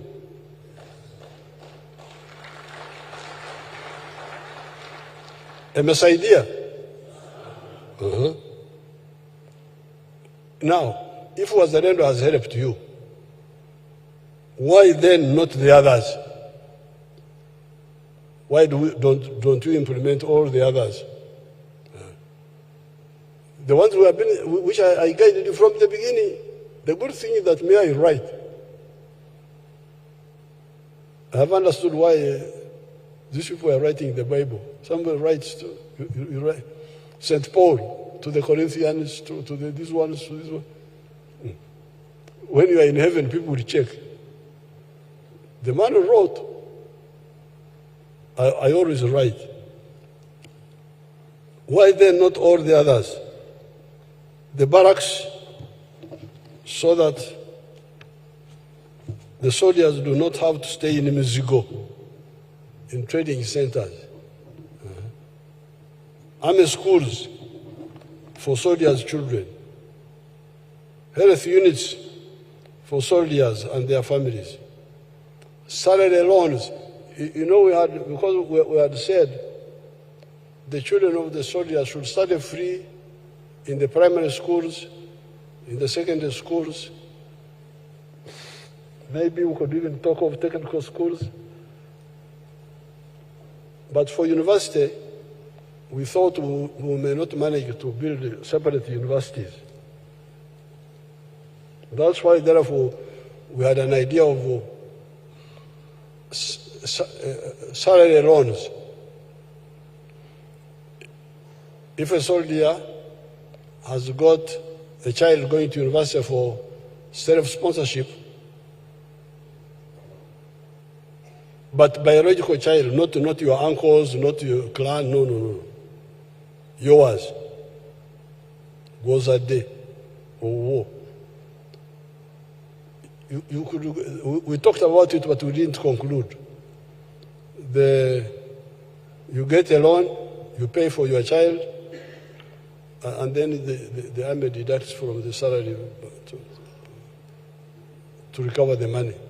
That was one of the ideas, to find a solution for that.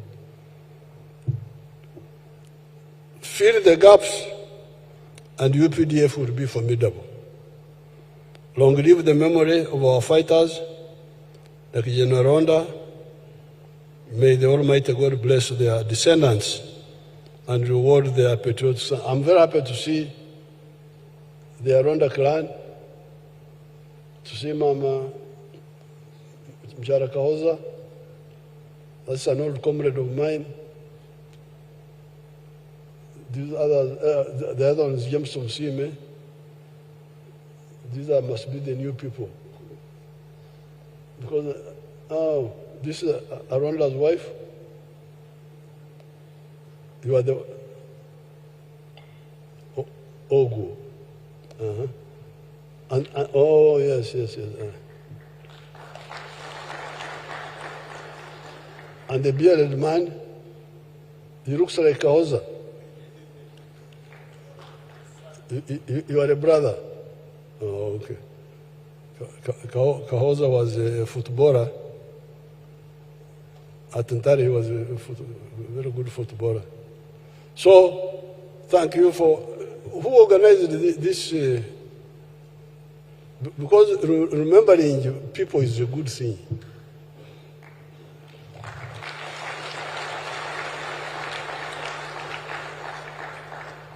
And when you, first of all, it's good to remember people, because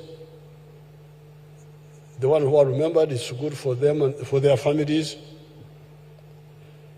But also, you educate the new ones. Like now, you have invited me, and I have given you some free consultancy.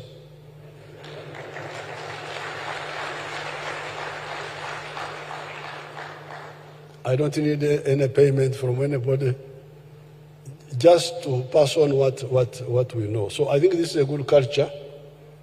Maintain it. I congratulate you. Thank you very much.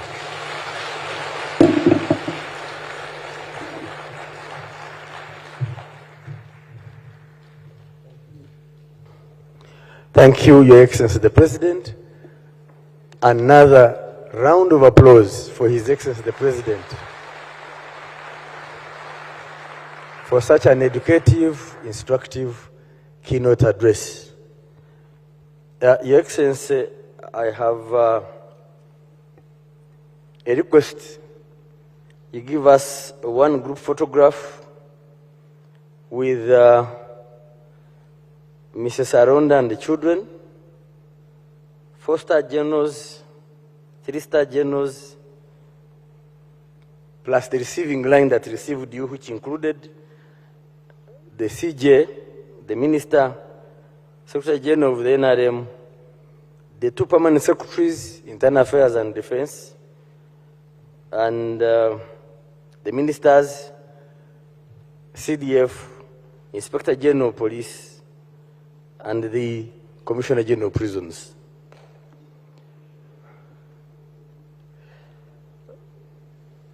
Second announcement, sir, there will be lunch for our guests, and the VIPs will go to Sunset. The rest of us will be directed to the other venue, which is Speak Ballroom. Band, we shall have one stanza each of the anthems. I request you stand up for the anthems.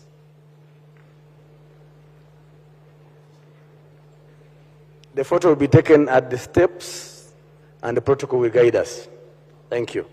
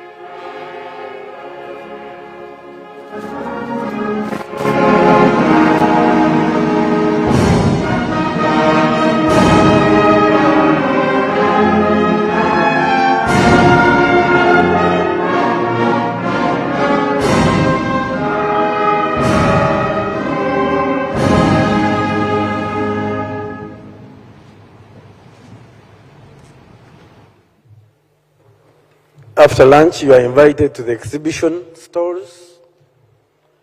Feel free to tour the exhibition stores. This exhibition has been opened by His Excellency.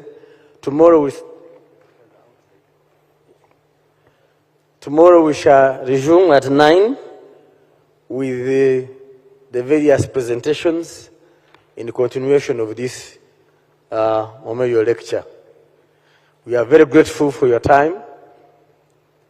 Please don't leave the lunch.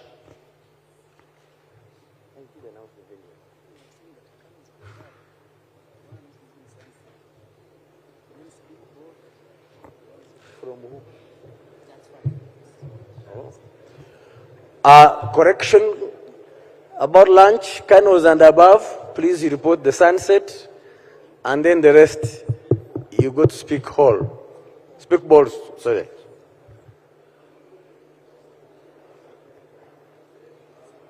We are advised to stay. We stay put as the photo is being taken. We are advised to stay as the photo is being taken.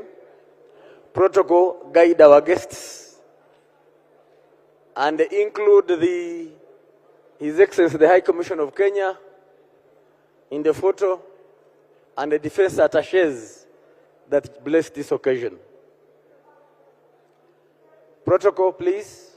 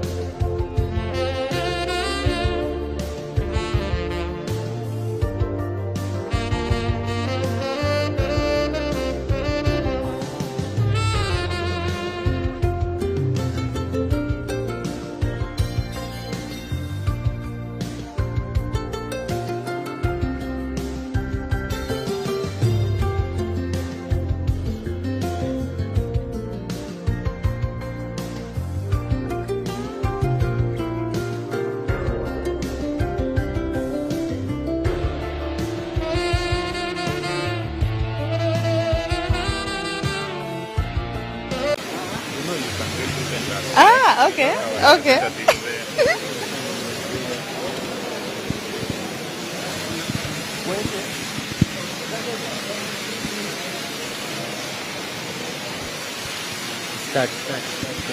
The president has just concluded his address to everyone that has attended the first Kampala Defense and Security Expo in memory of the late Honorable General Arunda Nyakairima. Right there you see him next to the family of the late Arunda. He's now boarding to leave because of more work later on in the day, as more officials and military officers get to break off for lunch. It has been a wonderful moment where the president has highlighted and actually appreciated the organizers of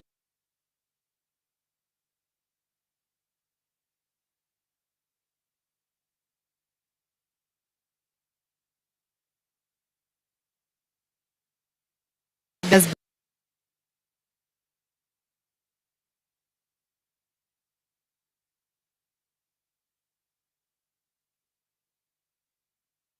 It was a big deal in the late 1950s and the 1960s with the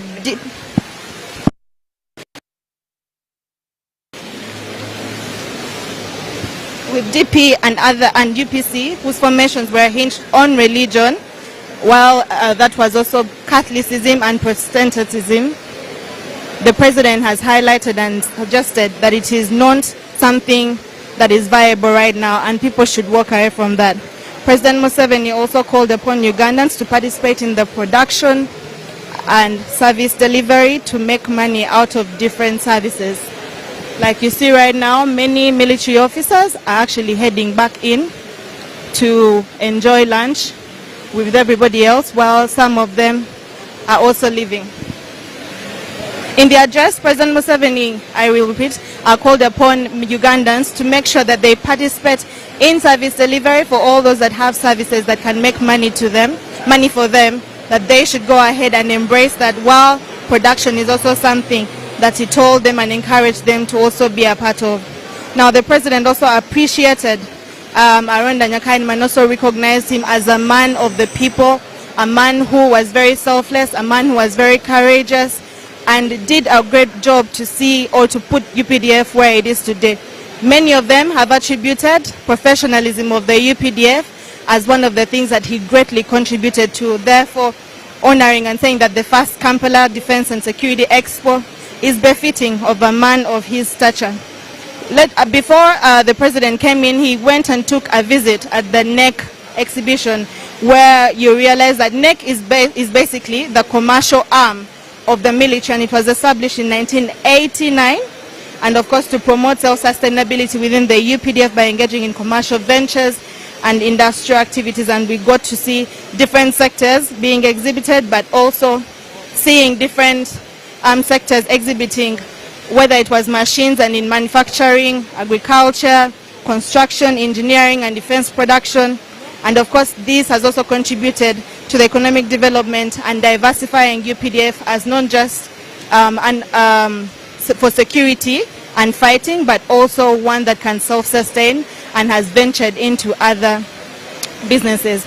Well, the exhibition still continues later on in the day, and the expo still continues from today to the 12th of this month, which happens to be, today is Tuesday, so which happens to be Thursday. It's not open to everyone, but obviously you can always catch it on UBC TV, Inspiring Uganda, where we'll always bring you live to the event and take you around. There's still so much more in honor of the late General Arunda Nyakairima. He has been celebrated and he has been recognized as a paragon of revolutionary sacrifice, a patriotic man, a man of his word, an accomplished freedom fighter, one that contributed greatly to the UPDF, and one that sacrificed, because as soon as it was 1982, after he graduated from Makerere University, he decided to join the guerrilla fighters in the bush, join President Museveni now, but then join Museveni with other 27 guns to make sure that they liberate Uganda from what they believe was an oppression state. Thank you so much for watching. My name is Sharon Chomdisha. We'll keep you updated. Keep watching UBC TV. Have a good afternoon.